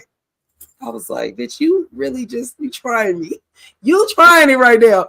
This girl just read down everything you did, and the only thing you got out of that was like, yeah, you right. I'm sorry. You said, yeah, I got great time. I got amazing time management skills, by the way. That's what that means. I was like, you up here. You trolling still. That's the reason why Heather was able to come out of this looking not as bad as she should have, because she did lie about something major, is because of how Monica was not trying to take accountability and stuff, and stand in it and be like, yeah, what I did was wild. We didn't get no. See, Bernice, I think that Meredith was way too quiet to think that she was innocent. And through the whole thing, even when they started off, which is how they started off, when Andy said, Meredith, you sure been giving me the stink eye the whole time. Are you okay? Remember, they started off with that. I forgot to write that because I was just like, whatever. But yeah, and she's like, no, I'm excellent. I'm great. Right back to stone face, like, wait, what? You great? Great looks like this. It don't look like I'm great. That's not great. This is not. So no, I don't believe that she's completely innocent. I think that I feel like Meredith is only not talking because she's scared that if she talks too much, they're gonna start putting the ones and twos together. That's why Monica kept turning back to her saying, "No, we had a conversation. No, me and you both were talking about it." Like that's why she was doing that. Meredith was being very quiet, and I was like, "That ain't like Meredith." She was doing the Housewives thing. One, she knows she's owed an apology, first of all.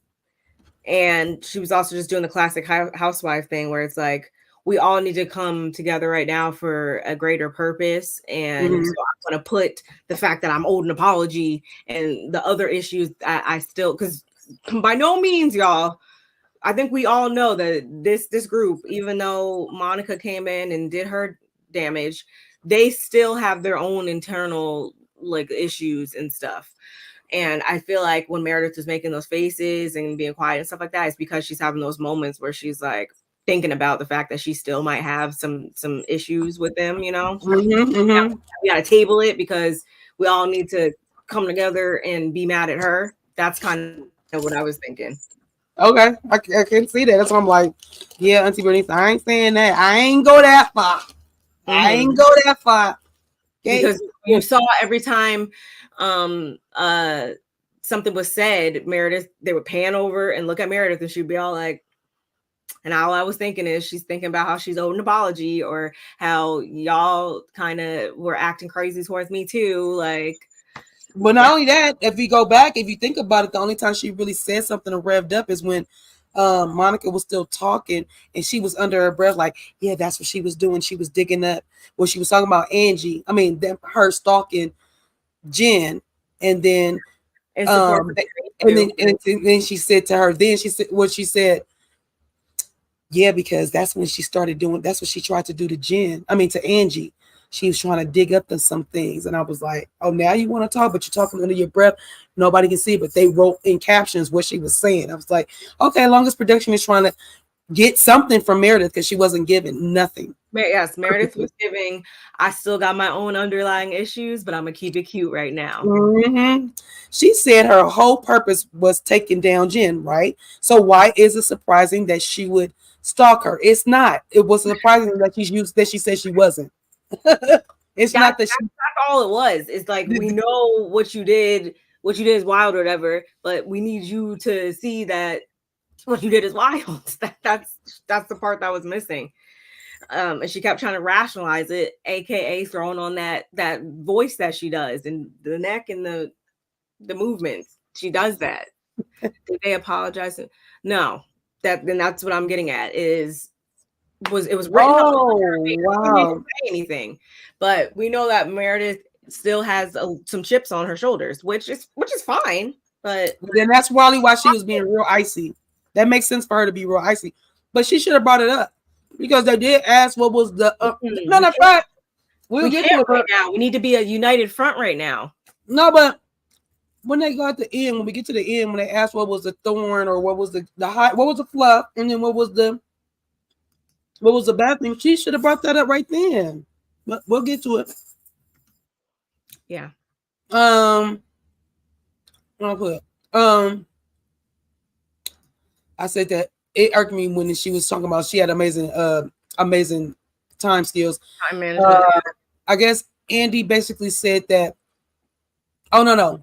Heather, it says he, and but when I say Heather, sometimes it just puts he. Heather basically said that the hardest part of being a housewife is always dealing with the trolls and the social media. And if they can keep the trolls away from them, meaning on their show, give them space, that will be helpful and appreciate a great deal, and they will get more high caliber women on the show. You know, Monica was lying her ass off because everything she lied about was the bump. Is this Angie's actual page? Oh, I'm sorry. What you done found? No, it said Angie Katsaneva liked my tweet, but I was trying to see if it was her actual page or I'll go see. I think it might is, but it doesn't not verified. But it says owner, founder of Lunatic French Lawns, wife, mom, proud Greek American, 5.4. That's her. It should be her. Maybe she. Guess what tweet she liked? Which one? I'm scared. When I said still laughing at trampoline with eyes. Sorry, Meredith.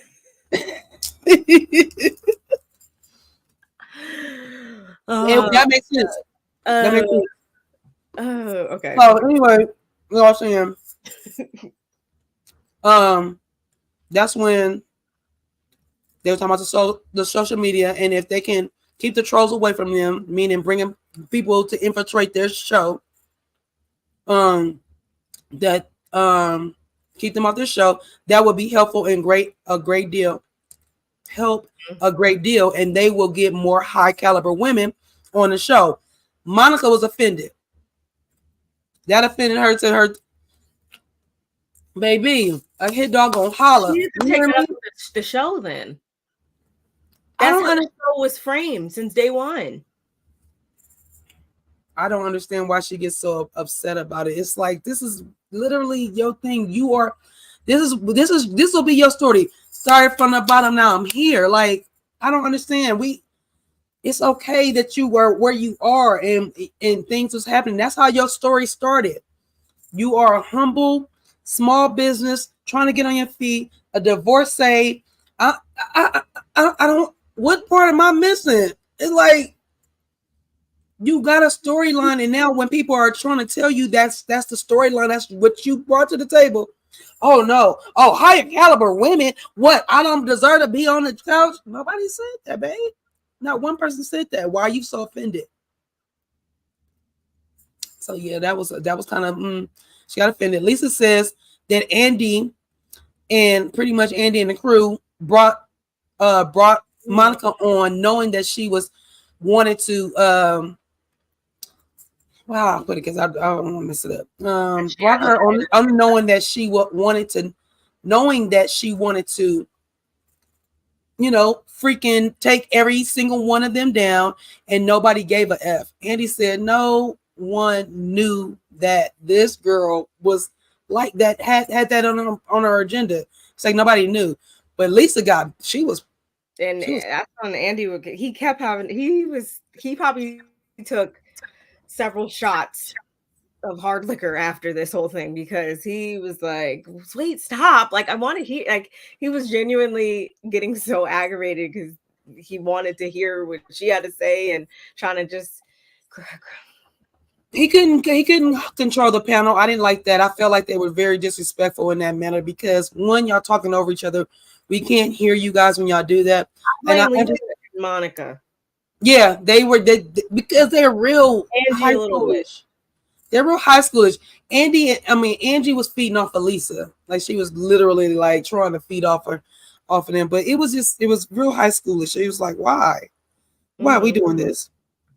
The only thing happened in Utah are Mormons, and yes, let them get high caliber women from the.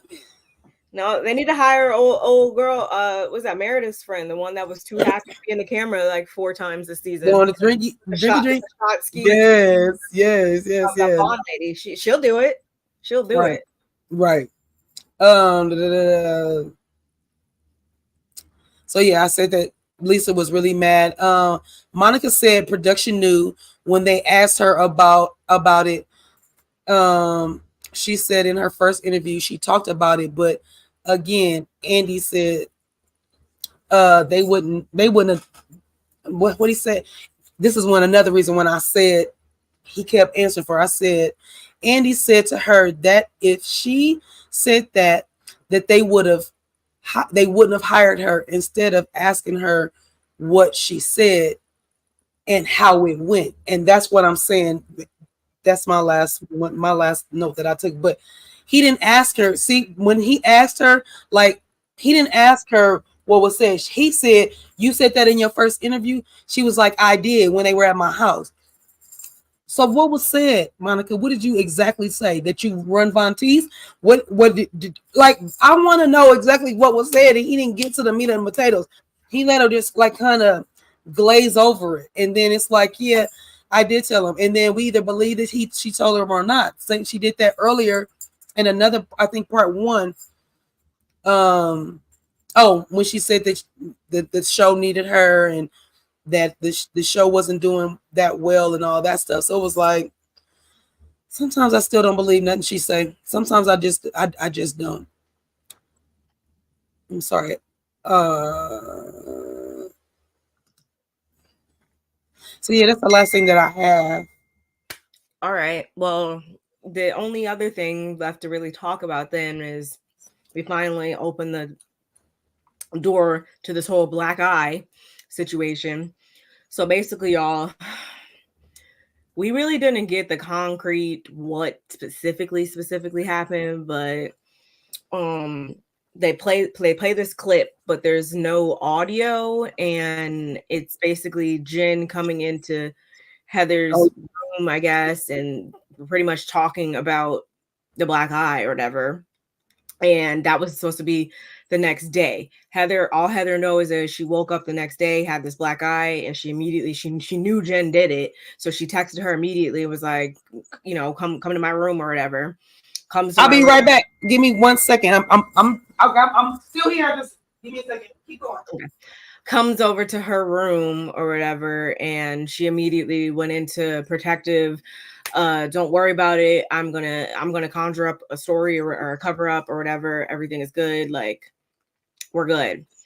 And of which Jen never thanked her for taking a rap on it, because Heather went through it. She got grilled by the ladies, of course, production, I'm sure, but everybody pretty much was grilling her about what happened, and she kept having to make excuse after excuse. So much so that even I think production got thrown up into the mix at one point. Like she said something along the lines of like, oh, maybe it was someone on production, or even at her book launch and stuff like that, she was needing to make excuses, and it morphed into this whole situation that could have been easily avoided had she just told the truth and not tried to cover up for somebody who didn't deserve to be covered up, if you ask me. So but again, she didn't ever tell us exactly what happened, but she knew 100% that it was Jen. And when things started to get really ugly, she was like, you know, she told Jen, she was like, yeah, things are getting like really ugly or whatever. And all Jen said is like, well, until they have proof, until they have video footage, we deny. Like, we don't know. So hey sister. Hey sister. It's all right. We had pushed it back, so we still here. I was mad that they didn't give us enough information on really what happened. She kind of glazed over it. Heather did the right. Yeah, she did. That's why I called her a little bit of a Karen in this moment earlier, because every single time we were going to dig a little bit deeper, I feel like she brought it somehow back to how Monica's wrong in this situation, and why I was so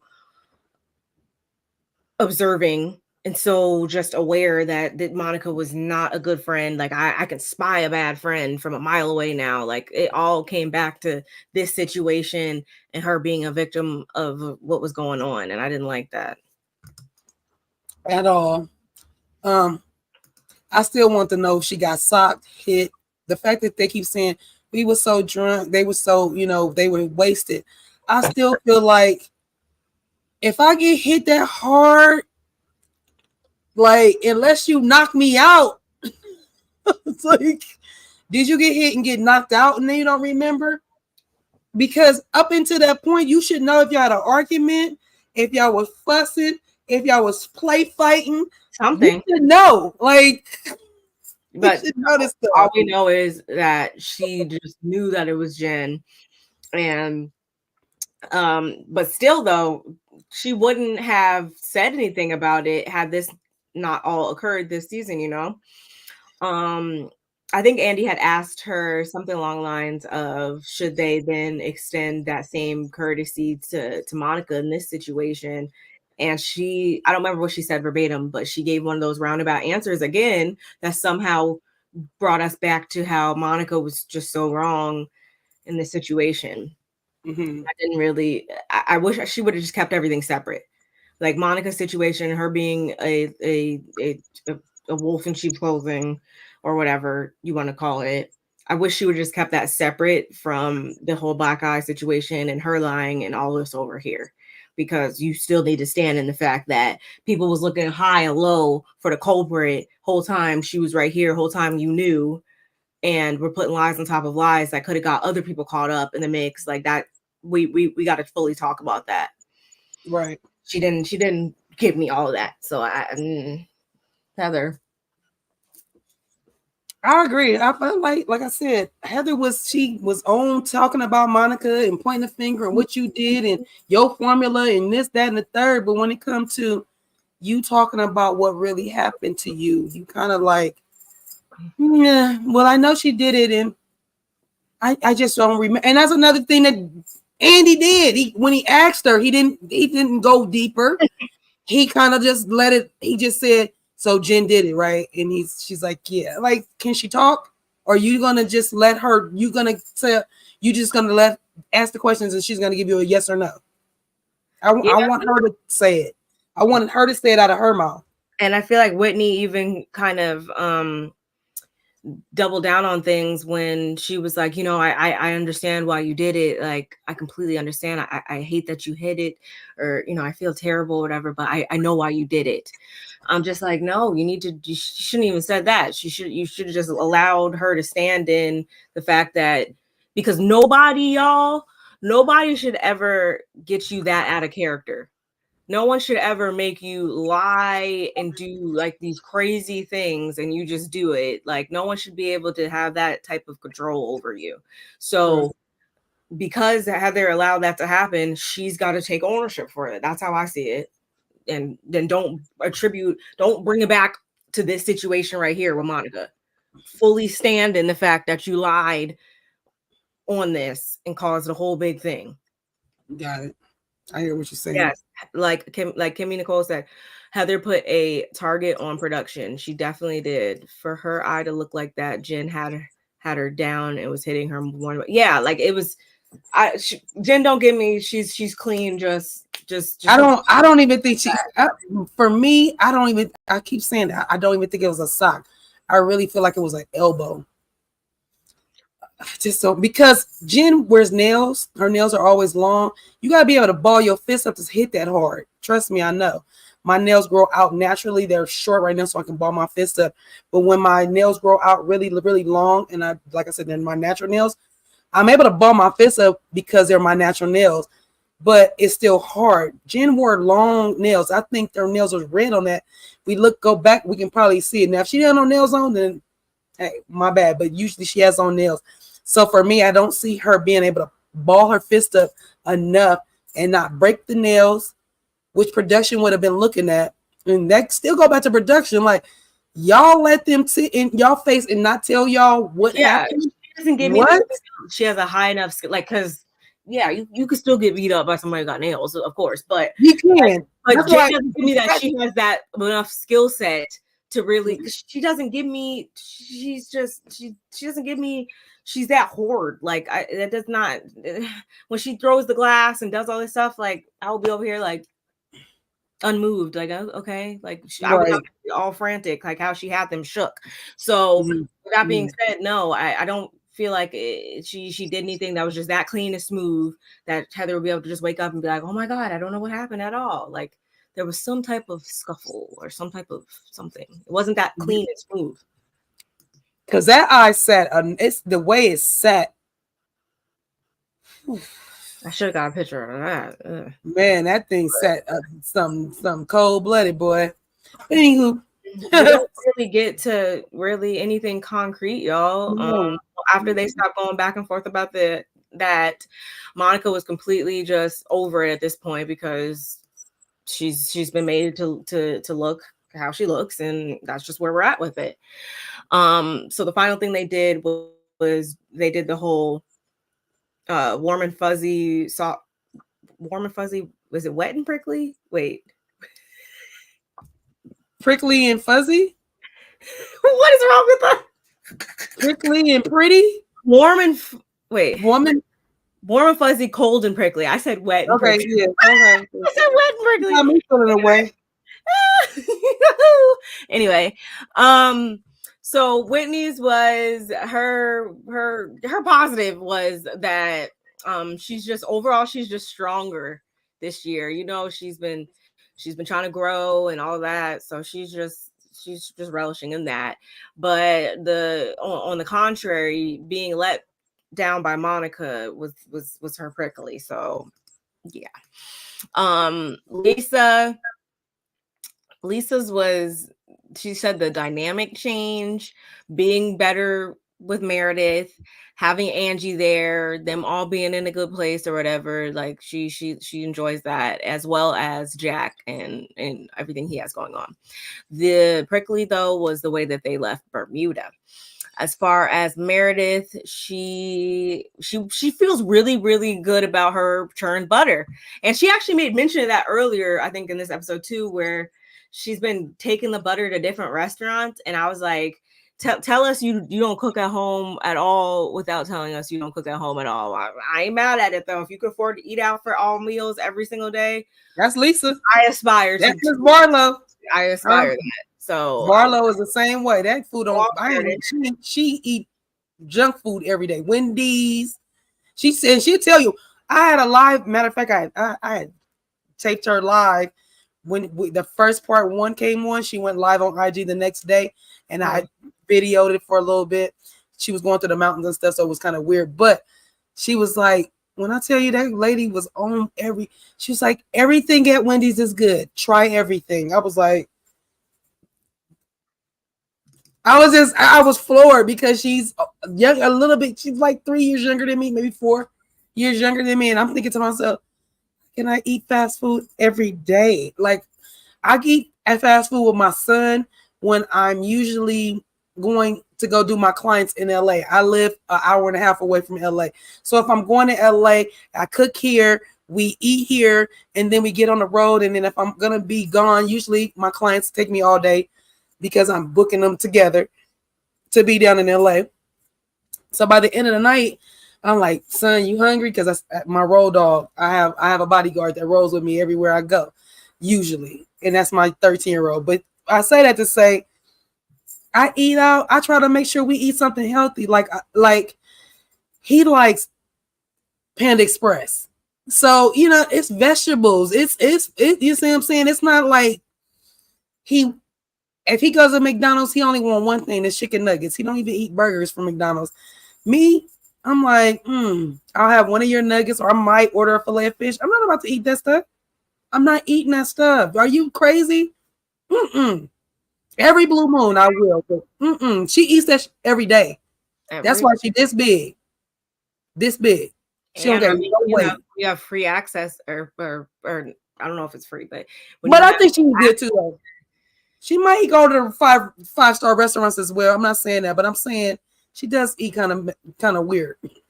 Yeah, we know that. I couldn't do it. That makes my stomach even churn just thinking about it. Come on. Speaking of churning, that was Meredith's high point for the season, but the low point was she said having the off-camera conversation. I think with Monica. Oh, The off-camera conversation when they went to lunch and when they was doing the Greek. I mean, when they went by where the Greek mafia was at. All that wasn't caught on. Everything wasn't caught on camera. And I think when they went to the airplane on the airport, that was the origin of how Meredith got intertwined into everyththing. And by her saying that, even right now, goes back to my other point where it's like Meredith this whole time still had her own agenda and stuff, and her own issues. That's what she was mad about first and foremost. Right. And then Heather, for her, it was her book event in the Greek Easter, and the Prickly was the Reality Von Tees in Bermuda. Oh, Monica, of course, Monica, her high and her low was both Bermuda. Mm-hmm. And like I said, the fact that when Andy said that do you want to go back to Bermuda? She was like, no. And she's like, just kidding. I was like, you're a liar. You lie. You lie so much that you don't even like. It's so transparent to me. Like when she said, "I just playing," I was like, you're not going. You ain't. And still, like I said, remember last week. I said, I hope somebody asked her, has she been in contact with the family member to ask why wasn't she able to come visit with them family when before everything was a go. Nobody asked. Like I'm so mad, Barb, that we missed our window to ask our questions because we had some questions. Yeah, because it wasn't adding up. Just like something in Heather's face isn't adding up, which is the next thing I want to talk about. My gosh, please let's talk about that because I swear. Not very good because I was literally watching. And are we gonna take any calls? Because if we are, yeah. Do you want to talk about this first and then drop it? Oh no, you can drop the link and you can talk about that as well, just so that we are gonna take some calls. We're gonna take some calls, y'all, because it's our last hoorah until you guys let us know what y'all want us to our next recap and review will be on. So if you guys want to call in, give us any insight. I know y'all been in our comments, which I am so thankful for. We really appreciate you guys having conversation and dialogue with us. But if you want to jump on and give us a call in and get on our live, we appreciate it. You know, we'll listen and let you get your point across. And maybe there's some points that you couldn't text. You know, sometimes texting takes a lot, so we can definitely do that. So Barb did drop the link. Now we can talk about the after show with Andy. First of all, I'm just going to tell you, I think Heather looks good. I'm not saying she looks bad, but something is different about her face. Like, okay, look what's so cool about what you got going on right now, sis. We have her right here, and the old face is right here in the corner. Now, granted, she's lost weight. She's definitely fine. So, her androgynous face, because I don't want to say masculine, it sounds so mean. She looked more masculine when she had a fuller face. Now that her face is cheekbones is coming out, and you know she losing the weight and stuff. She started to look more feminine to me, which I love. I'm trying to see if her nose looks different because I kind of feel like her nose is maybe a little bit bigger. But what I am gonna say is that her forehead looks extremely big. Sorry, sorry, Heather, if you're watching us, because I would hope you guys would be. We've been doing really well with y'all show, but I said it to say that I don't know. It's a lot of forehead. I loved her outfit. I loved her overall. Oh, she looks really cute. Really, really good. No, she with her little silver skirt on. Like she was great, and she was giving her Renaissance skirt on. If it was, if she's really gotten some stuff done, or it's just because she's lost. And then they're tanning so much. I said, if y'all gonna make me go to the tanning salon in a minute, I'm about to be as dark as Barb. I ain't about to play with y'all. I ain't gonna hold y'all. Yeah, she just. I don't know. I immediately saw it, and I was just like, So, like I said, sis, when you said, "Did you watch the show?" I said, "That show." I said, "Yes," and then you said, "Okay, well, we're gonna wait to talk about it." I said, "Okay." So, when I said to you, what I was going to say was, I stood behind the thing, so I can't see what it's back. Okay, that's okay. Hey, my Kimmy Nicole. She looks like Star Jones. When she lost that weight and her head was really big, but her body was small. So I was like, the Ozempic, and I don't know if you're taking that. I'm assuming And I can that see you might be on that, and years. that you're dropping your weight so fast that your head is not gonna. You can't drop that kind of weight that fast in They your call head. that Ozempic face. That's That's what what they I'm talking actually about. call that. Mm-hmm. That's what I'm saying, Kimmy Nicole. Hey, Kimmy Nicole, thank you for joining us for the first time. Yeah, I'm really over these 304s. I just came up here to tell y'all how pretty y'all are today. Oh, thank you. Oh, wait. We got Auntie Bernice too. Hi, Auntie Bernice. Hello. Hi. Oh, she about to give it to us raw too. You want to stay in for this, Kimmy? Because you know, Auntie, she Yes, got some. Auntie Bernice be giving it to us, honey. She about to give it to us raw, and I love that she doesn't think how we think. You know, people be like, "Oh, you guys, Yeah, I like hearing different perspectives. Because sometimes I be like, "Oh, okay, I didn't even think about it like that." Come on, so that I'm very happy, Auntie Bernice. There were some things that I didn't agree with, so I want to hear anything she got to say. No, I've been wanting to hear this since last week what Auntie Bernice got to say. We missed you last week, Auntie Bernice. I know. I missed y'all too. I'm so sorry. Hashtag go Lions. Hashtag one pride. Oh, Auntie, I knew. I said that I was supposed to hit you with that. That's because I've been sipping. I've been sipping, but I definitely want to tell you congratulations to your team. She is a Detroit Lions. You see my rated thing. I redid my thing. I didn't want to. Oh, it's over there. Oh, my bank is right here though. I got all my rated stuff real close. All my rated stuff is right here. Yeah. But I do that. I said that I redid my thing because I wanted people to know my personality, who I am, what I do, and all this stuff. So this is why my background is different. But back to you, Detroit Lions. Congratulations. It's a good thing because you guys been needing this pride, being a lion and being prideful go hand in hand. So it's so good to see you guys do y'all thing and being a championship. So I'm excited for you guys. Thank you. Now these heifers on this show got on my last nerve because all of them are hypocrites because you ran with protecting this person who beat the living heck out of you. You got scratches on your arms. You got a black eye that's bigger than the state of Texas, but you still want to defend this woman. So that means she had you down, and you was trying to get her off of you, but you couldn't get her off of you. Okay, come on now. And then you just coming like, yes. And when Sean Handy said you need a hug and praying her butt over there to sit her down and had to put her head on her shoulder, I said, if these heifers ain't milking this for everything that they got, I don't know what they doing. Andy, you don't see this bull crap? I agree with that statement. I do agree with that. Go ahead. Really? And then you telling me production didn't know that you've been sitting on this thing all season because you plotted and planned this so you can have it at the end because you wasn't giving nobody care that you the bad mama. Don't nobody care. And for you to get triggered with Lisa's son, how the heck you get triggered? You knew you did something wrong. That boy's gonna be riding a bike wherever he at. Whoever called up and say I want a book for Latter Days and Saints, he gonna be on that dang bike, building up his leg muscles, going to whatever neighborhood he is at, and trying to say, "Do you want to become the Latter Day and Saints?" That's it. That's all he's doing. That's it. That's all he's doing. It's not no heroic or anything like that. He's a missionary and he's going into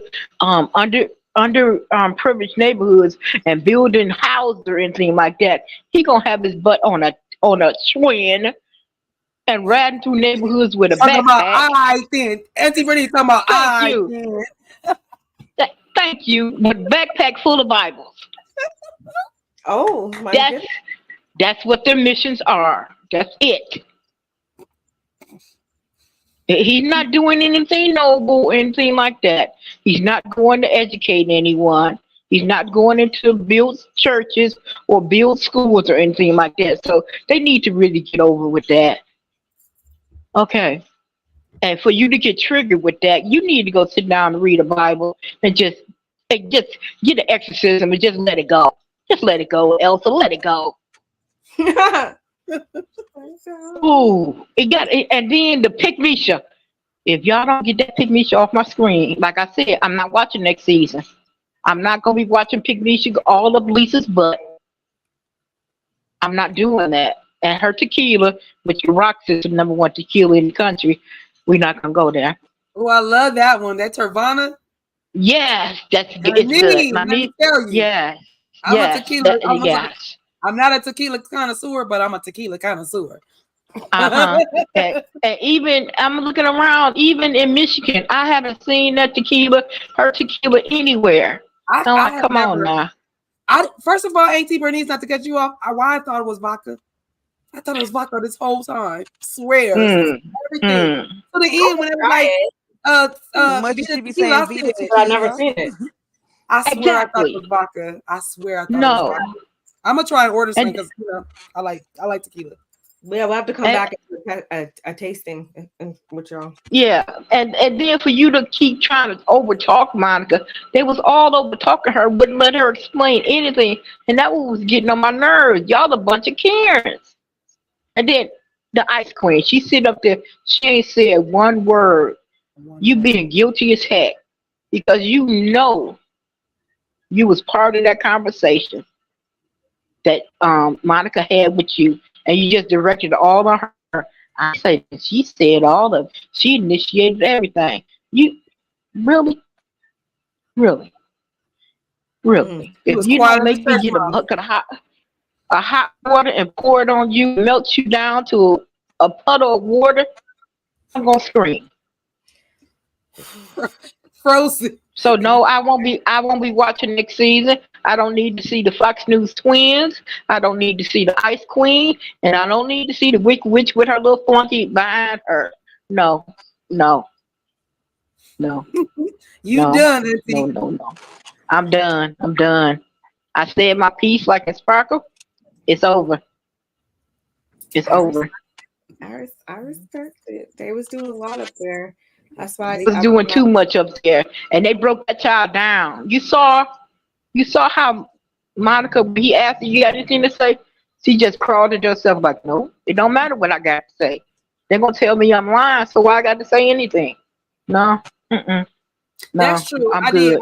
I felt that, Auntie Bernice. They were over talking her. They wouldn't let her get her point out, but at the same time, I think they were just pretty much over trying to hear anything out. It was like they were trying to ice her out, but she's they had already standing next to Andy beforehand.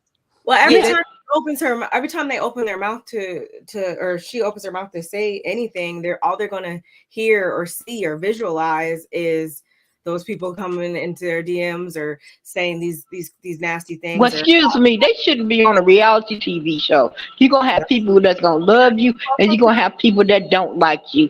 That's a part of the show. But they didn't expect to be sharing a stage with that person.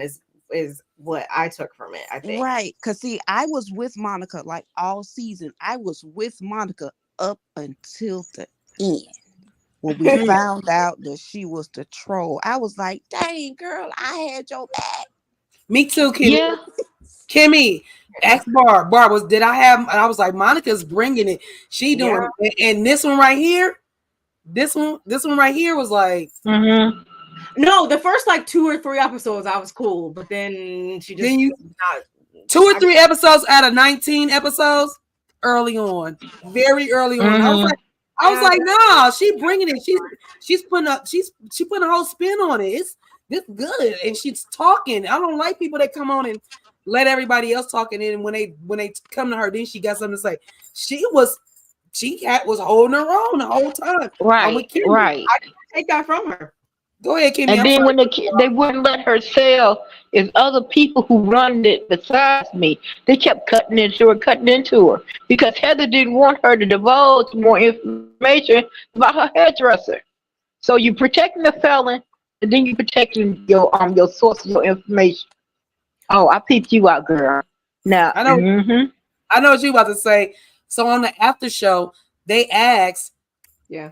First of all, they had a lot of polls on the after show. And I was doing them too. Oh, okay. Because I didn't, I watched it later. But they were doing a lot of polls, like, was it more hurtful for Mary to be talked about her house, or Heather being inbred? Of course, 95% said it was a worse thing to say about her being inbred, but 5% agreed that it wasn't as bad what Mary said. Okay, so they did so many polls. But I said that to say something about Heather specifically. Heather, Tanisha is not. Heather's that Tanisha is not doing her hair no more. Now the question was, why did you not get mad at Tanisha like you did? Exactly. And that you would allow her to still do your hairdresser. Heather says Tanisha doesn't do her hair no more because Tanisha don't want to do her hair. So that was like, okay. So Tanisha pulled back because she already got her own clientele and she's not trying to mess her own money up. So she's gonna pull away reputation further. I think it was also that, and then that kind of plays into why some people are thinking Heather knew about this from the get-go, because her and Tanisha were so cool or so close or whatever. And the way that whole thing went down, they're like, oh, she had to have known because her and Tanisha were cool or whatever. Kimmy, do you have your YouTube open on top of your you being in StreamYard? Because if you do, I feel like it's echoing. I don't know if you can hear it. I was like, is that me? They're both open. Close your YouTube out and then just be on StreamYard. Because sometimes it'll pull an echo in. That's okay. She muted herself, but go ahead. Anything anything else that you want to say about that? Because like I said, I really do. With Mary, so I like Mary. She's different. She's very, very different. But when she wrong, I gotta call it out now. Now, when it came to the inbred and then talking about her house situation, I think in Mary's head, she feels like Heather's was worse because Heather said it behind her back. In her head, she feel like that's why that's worse, because she said what she said to Heather's face. Either way, Mary, what you said was wrong, girl. You know it was wrong. No, I fully believe that as well. And I think I said that last week, where it's like Mary sees things as long as a person, or as long as I say it to your face, like it can't be wrong. Like, you could tell me, I think your shoes are the ugliest shoes I've ever seen on a human being ever in my 29 years of life. But as long as I said that to your face, we're good. I can understand that, but at the same time, Mary, an insult is an insult, and I don't think that Heather was insulting you when she was saying what she said about your house. There was nothing insulting in what she said. On the other hand, now we don't take away that y'all said it in each other's face and behind each other's back. We're gonna pull that all out of it. What she said, what Mary said, was very insulting, and what Heather said, taking it out of context in her face or behind her back, was not insulting. It was an observation. Her house looks like exactly what I would think Mary's house would look, given how she dressed, given the way she looks, and this is and there's nothing wrong with it, because I agree. I'm not expecting nothing else but what I saw in Mary's house. I would not be expecting anything else, like dead ass, because her personality is gonna go over into her house. So if her personality is here, there, and everywhere, and I want to name brand this, name brand that. Same thing with Phaedra. It might not mix and match, but girl, it's all Cartier in that room. Okay, well, it's what it is. Don't make it pretty. Heather was trying to throw shade at. She was trying to be shady at Mary. She was trying to be shady, but she don't know how to be shady. She was trying to be shady. We all knew what she meant by it. So y'all mean shady like in a mean-spirited shady, or y'all mean like I'm being funny shady? Because there's a difference. We I knew think that she she was didn't like like her trying to house. talk for Mary. She felt like she was trying to talk bad about. Cause see, the thing is, I really think Mary decorated the house on her own, and she probably took offense to it. And she felt, and Heather did that on purpose. She know Heather was being shady the way she talked about her house. No, they weren't 100% honest compliments. No, but True. I mean, like I said, it still go back to like I'm sorry, Mary. You're not gonna like me either, then, and it's gonna be shady. I mean, Because I'm not saying like, Heather wrong for. I mean, if that's I'm how not she feels, right. that's how she feels. It's an observation. It's an opinion. It's like it's no right or wrong answer. But you're right. It probably was the tone. The tone is, girl, you talk about my house. I got you. I got it. Right. I got In it. other words, Heather, Oh, you're because not about that Lisa life. got So just upset. stay in the Mormon corner. Just stay in the Mormon corner. Remember You're how not about that upset life Lisa got when because she you thought can't that take it. Meredith was talking about her house? Wait, say it Lisa again, was that. Kimmy. Wait, say it Remember again. how upset Lisa got when she thought Meredith was talking about her house? She took that super personal. You don't remember, Kimmy? Refresh Barb. She doesn't remember what you're talking about. Can you remember any specifics to bring her back? But I It do remember. was, I think it was in season 2 where somebody told her, somebody apparently told Lisa that Meredith said that her house was ugly. And Lisa held on to that for so long about her saying her house was ugly. Girl, who cares? I remember that. It's But your house. I can Yeah, I understand do remember that. I remember that. or not being offended. I Now, personally, at first, it I wouldn't was with offend her, me, but it was but just how long she carried it where I was like, girl, I'm over it. okay. Little grudge holder. Yeah, so then she should have been more. But quiet as it kept, the only two houses that showed any personalities were Jen's and Mary's.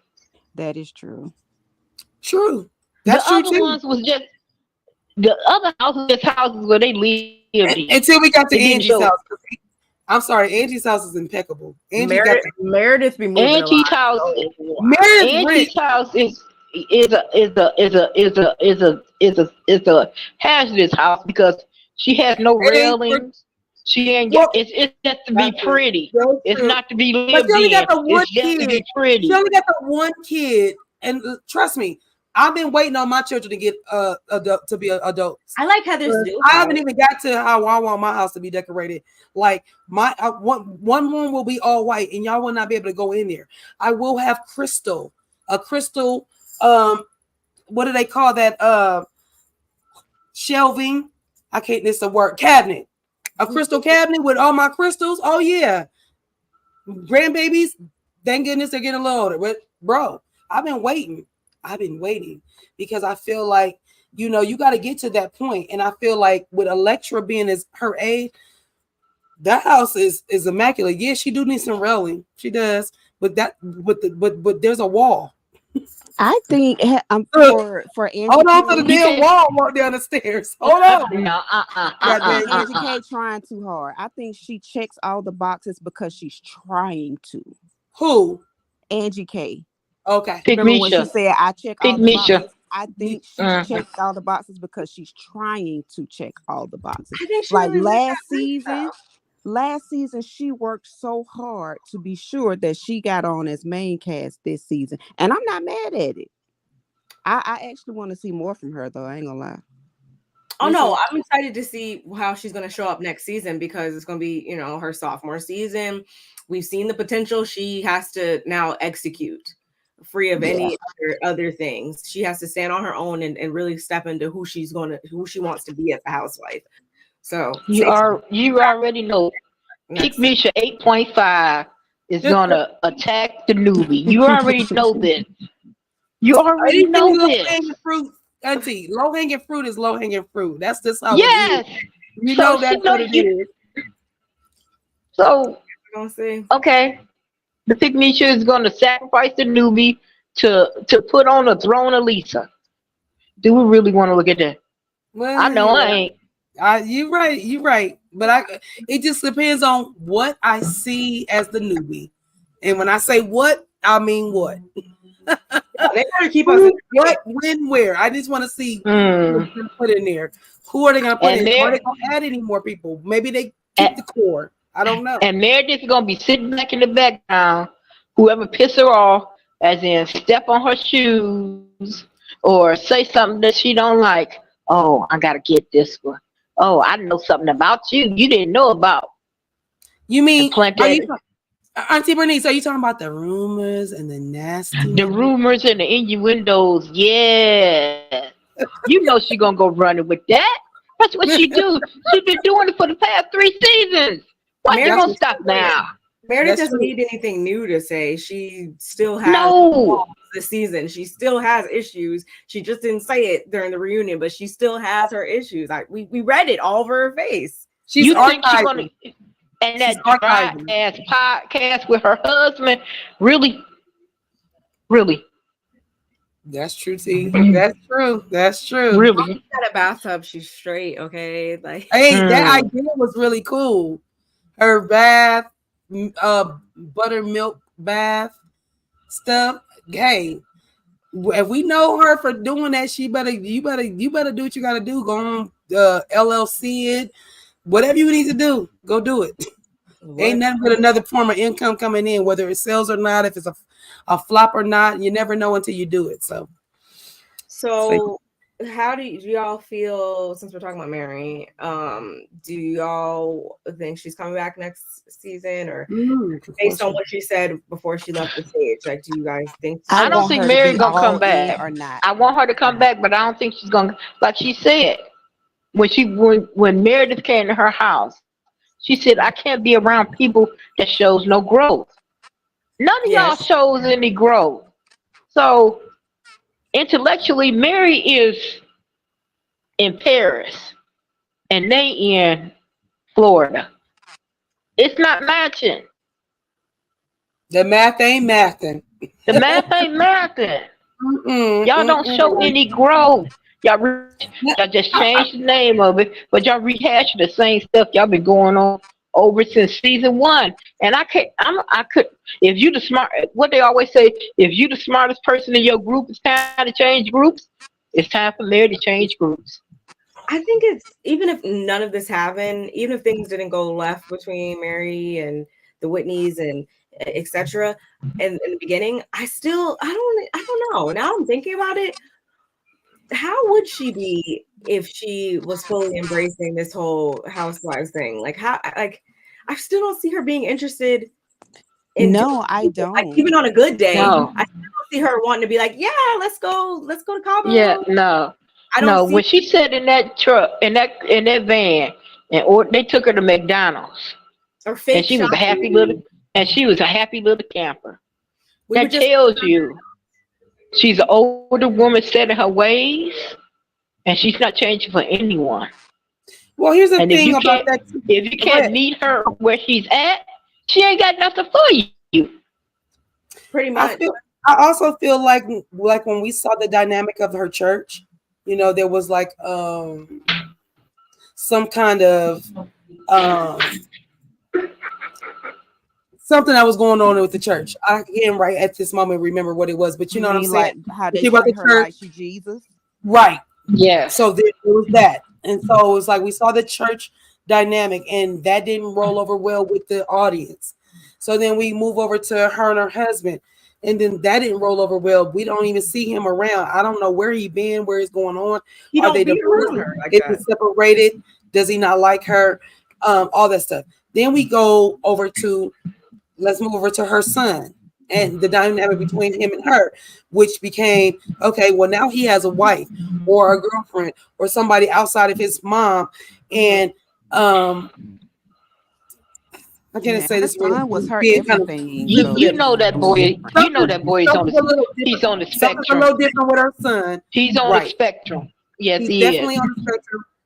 That's why I was trying to be politically correct, because one of my granddaughters is on the spectrum as well. Mm-hmm. So, and the spectrum means there's a spectrum. There is moving. The goalpost is not moving, but there's a lot in between these spectrums. So, to watch that happen as well, and I don't know if Mary is in denial of that, or he's gotten into some trouble. He has a really bad drug problem. Yeah.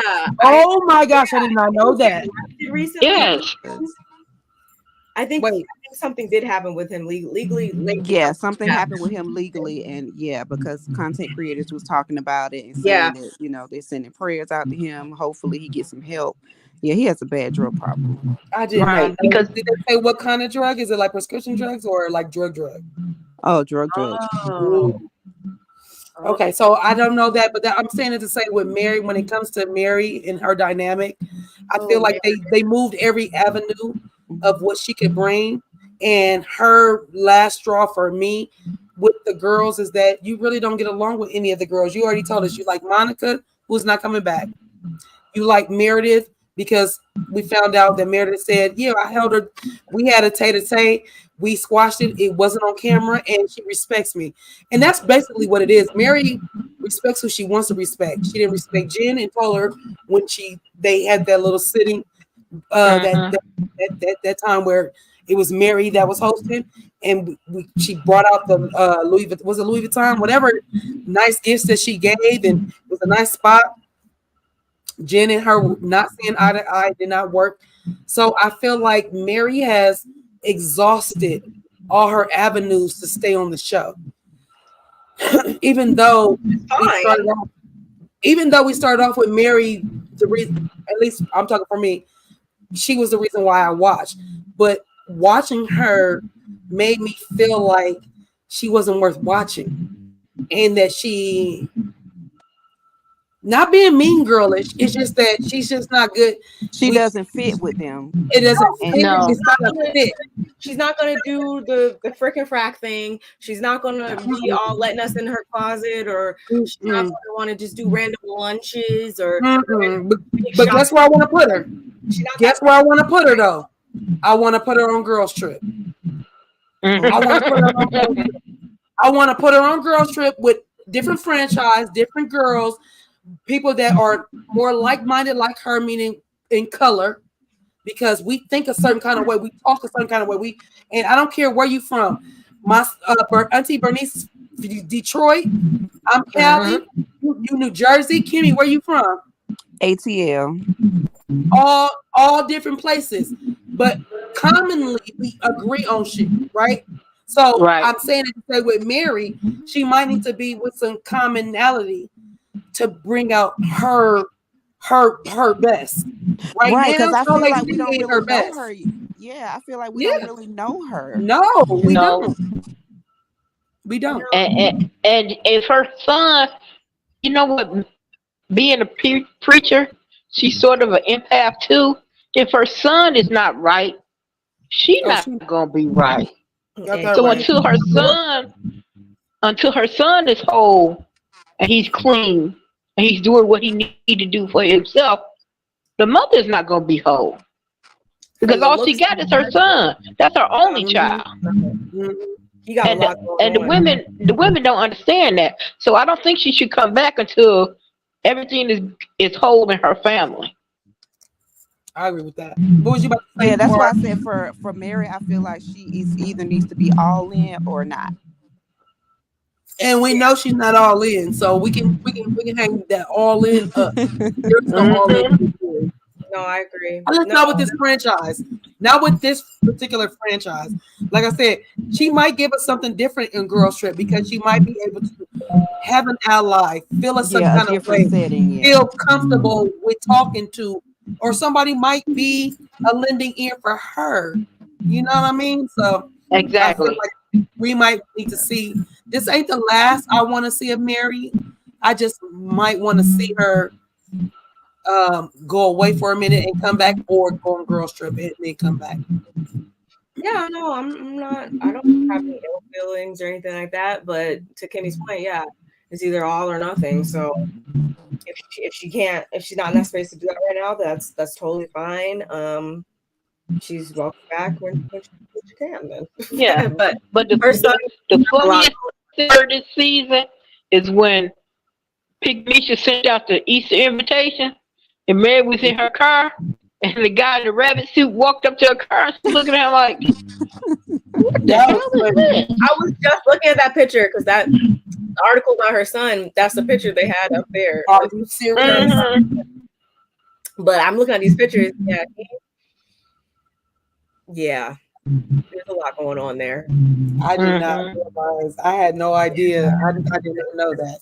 And it Wow. makes to the point that was brought up before, that may be why he appears a certain way, maybe when he comes on camera.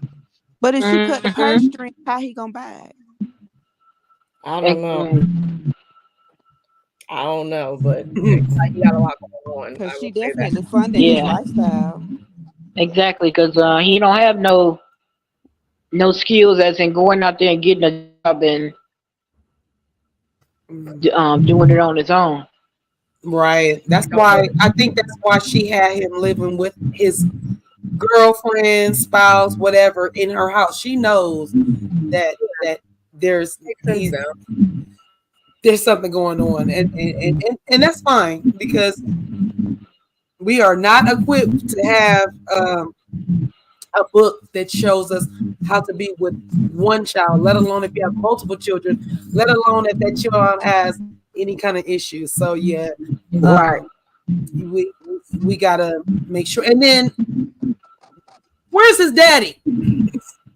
Like, what's going on? Where's the daddy? Live in Florida. Yeah, where's Robert? Yeah. Where he at? Yeah, where he at? Don't leave him. Your son is your son. And you know Mary gonna let him, when he ran up her credit card bill to get the girl a purse. Not little. Was it a Birkin bag? Yeah, like that. It was a Birkin. That's so, wild. That's, and they were still in high school at this point, not even college. High school. Yeah. We need to make sure that Mary gets some support. I really feel like Mary's not getting enough support when it comes to her husband, if they're together. Nobody asked about that. That's the stuff we want to know, Mary. Exactly. From her family too. Yes, right. Because when Sean Hannity and Jen and everybody's going to the church. Yes. And she was going through, because it was every week one of her family members was on YouTube talking about Mary. She was going through all of that. While y'all coming to try to prove that they doing something wrong at the church. Come on now. That was some underhanded stuff. It was. I ain't gonna lie, that was underhanded. But to their thing, Mary delivered. Like, exactly. That's why I didn't mind every time she called Whitney. Listen here, little girl. I just yes, get her, Mary. Thank you. Get her. Well, I'm an adult. No, listen here, little girl. She put you in your place. Yes. You come at me like a child, I'm gonna dress you as a child. Right. I think Mary kept getting frustrated with Whitney, because Whitney kept trying. Like, she kept trying to be Mary's friend, and Mary's like, no. I think Whitney just kept trying, and maybe it was production that kept, pushing her, but she was getting irritated. Yeah, because I told you once. See, I'm like Mary in that extent. I'm only gonna tell you once when you piss me off. And I'm not really going to tell you when I see your true colors of who you are. I'm going to back off. I'm a Capricorn. That's what we do. Okay, you like that. And I told you not to do that. And you still going to do it? Yeah, okay, the Capricorns don't play with that. Don't do that. Don't do that to the Capricorn. They are not, they going to tell you once you didn't get it, okay, now you're taking your own life in your own hands. But what I'm going to say is that, I know we've been on here for a little bit. I want to get y'all final thoughts. Kimmy, we're going to go with you first. What are your final thoughts on the entire season? And are you going to watch next season? And what are you expecting if you are going to watch for next season? You asking me that question? Yeah. No, I'm asking Kimmy Nicole first. Okay, go ahead, Kimmy. Okay.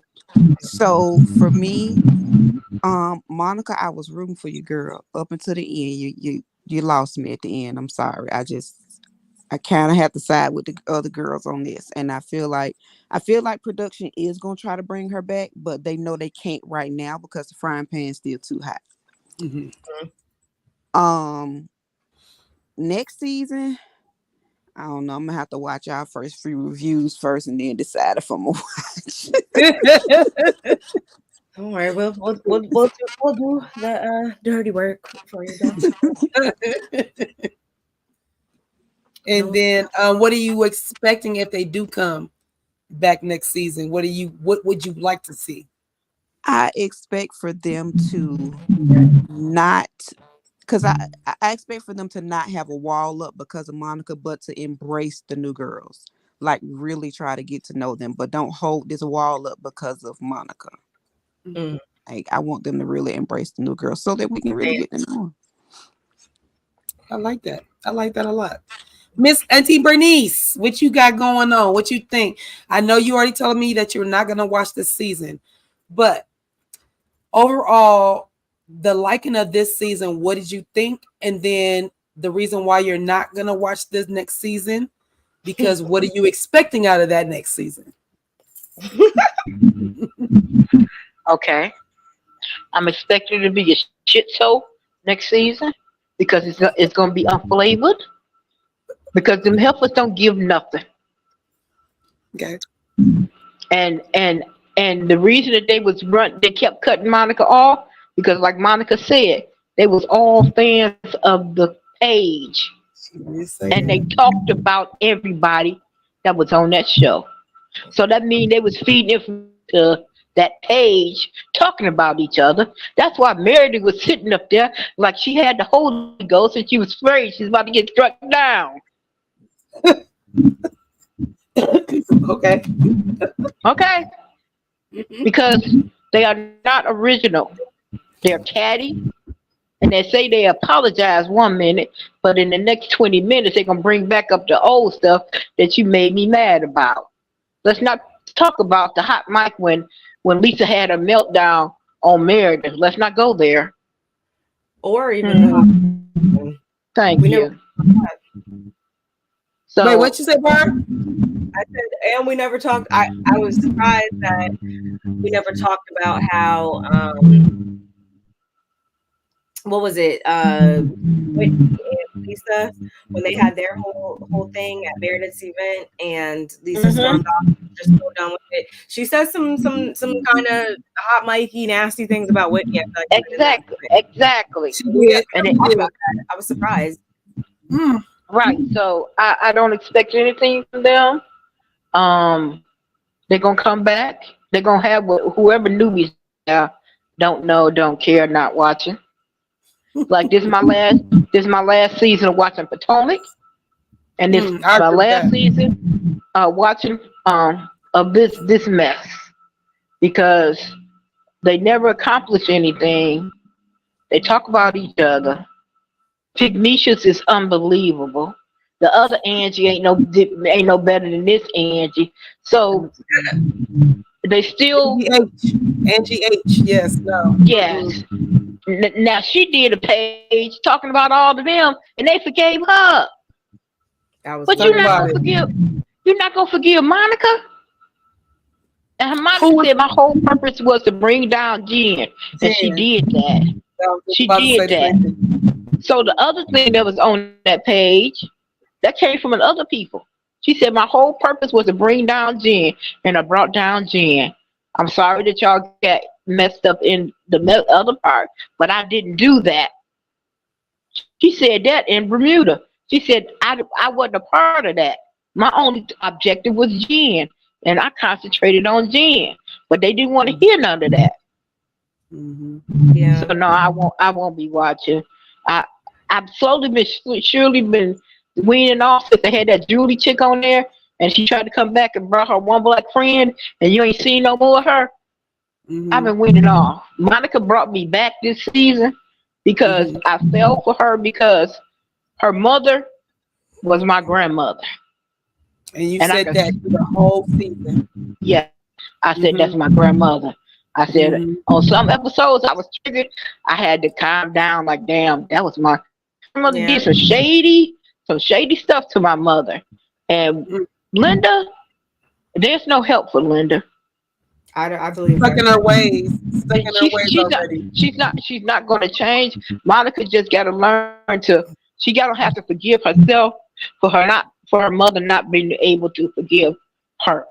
That's just it, and let it go, because she's never going to get any forgiveness from her mother, because her mother's still in that it's about me mode, and she's never going to get out that mode.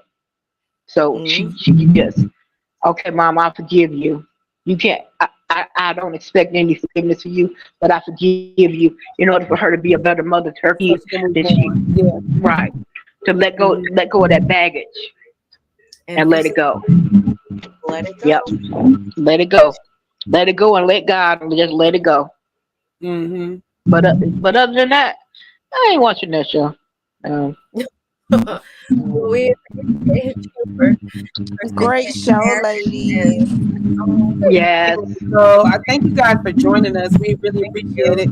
We wanted to make sure that you guys who've been with us since day one or on our reviews, get you guys' thoughts and not just in the chat, but to really get your thoughts out. Right, because Beverly Hills come on tonight. Y'all doing a show on Beverly Hills? I don't watch Beverly Hills. This one does. She's been watching.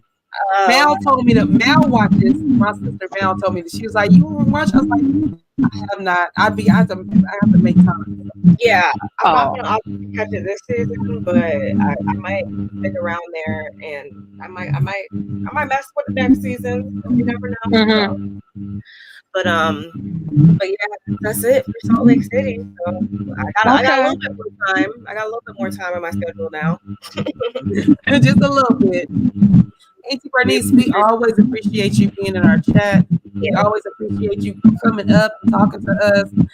And everybody's chat. Auntie Bernice be everywhere, y'all. Yes, I try to. She sent her love to everybody. Yeah. So we appreciate you. I know they appreciate you as well. So thank go Lions. Yes, thank you so much. Appreciate it. I appreciate it. On Sunday, love. I definitely yes. Yes, because we got our lion haters out there, so we gotta. I rebuked them. Okay. I did. You got to. Yeah. I don't let no hate. I let my haters be my motivators. That's what you gotta do. Exactly. Because it's a rapper who made a song. The Lions won again, and so that's blasting all over the city. And like, okay, we in that mode. That's cool things. Well, hopefully you guys tell us what you guys want us to review next, and so that we can keep our reviews going on Tuesday. So, Auntie Bernice, if you find anything that you want us to review, please drop it in our comment section. Even though you're live, still drop it in our comment section and let us know if there's anything that you might want us to review. Okay. All right, we love you. Okay, love you too. Bye. Okay, bye. Bye. All right, little girl. We are wrapping up our last little bit of minutes and seconds of our Salt Lake City season 4 is a done data. It's done. It's over. It's finito.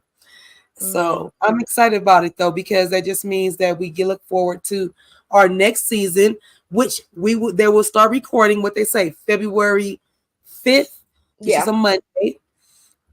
So yeah, I'm looking forward to seeing what's gonna happen. Me and Barb are not just gonna drop them off right now. We're gonna see what the future holds, what they're gonna bring to us to review. If it's worth reviewing, we will. If it's not worth reviewing, we will. It is what it is. But we'll see. We'll see how it works out. Don't forget to subscribe to both Barb Meets World and California Cuties channel if you have not done so. We thank you guys for rocking with us for like this whole season, 19 episodes. So, and if you guys have not seen or need to catch up, go back. They're all there. And we play with both of our channels, so make sure you if you missed one or whatever, just go ahead and watch them all. Just binge watch them, and then drop in our comment section, playback game, what you guys want us to review next, because the Coastal Critiques, even though this is the last episode for this particular franchise does not mean it's the last of the Coastal Critiques panel. So let us know what you guys would like for us to review next, and we will make sure it happens. And anything else you want to say, sis? No, that's pretty much everything. We appreciate you guys sticking it out with us this entire time. We look forward to bringing you guys some more content. So just like my sis said, make sure you're letting us know your thoughts, opinions on not only just this review, but also let us know what you guys want to see from us going forward. Yeah, we appreciate you guys so much. That's We it. really do. Where is Candace cry issue? Her triangles. Where's her cry issue when I need one? A corner. I need a corner. Yeah. No, like we're annoying. No, we really are you guys. So that's just gives y'all more motivation to go ahead and let us know what you want to see from us going forward. And yes, because as of right now, next Tuesday we have nothing on our schedule. So you guys definitely need to let us know what y'all want us to review. So if we don't come next week, I feel like we still should come next week, even if we don't have us. Maybe we'll do a review on what we are gonna review. Yeah, you know what I mean? Yeah, we'll probably we'll figure it out. We'll come to you guys with something next Tuesday to let you guys know what we'll be doing. Oh no, I fly out on Tuesday. I forgot. She's flying out on Tuesday, so we won't be here next Tuesday, but you guys will definitely know the point by the following Tuesday what's going on and what we got, what we will be reviewing. Because Barbie's going to Mardi Gras. She is headed to New Orleans soon. So yeah, we even if you definitely got some things. For a week or two, don't get it twisted. We're gonna be back. Yes. We just need to hear what you guys want to see from us, of course, and get our bearings and all that. But we will be back, so don't fret or whatnot. And also check our social medias as well, because we might post updates on there, and that's a direct way to communicate with us as well too. So make sure you're checking the description box on that. Yeah, you guys can use our IG, our DM stories. Anything that you guys would like us to discuss, you can go in our DMs. I am California Cutie 310, which is an area code in California. So California Cutie 310 is my handle. Bar Meets World is Bar Meets World. You guys, it's an underscore under what? On Instagram is an underscore, but under all of them. It's all in the description box, y'all. I promise you. Boom. So make sure you guys are following both our YouTube and our IG pages. And my sister does TikTok. So make sure you guys are following her on TikTok as well. I'm coming. And when I come, y'all gonna be mad because I'm gonna come so tough. I'm about to bring all the old school things that trust me, you guys do not want to miss out what we got coming for you guys in 2024. Trust me when I tell you. Yeah, just wait for it. Don't hold your breath, but wait for it. Yeah. So with that being said, y'all, we will catch you guys later. Bye. Good night, guys.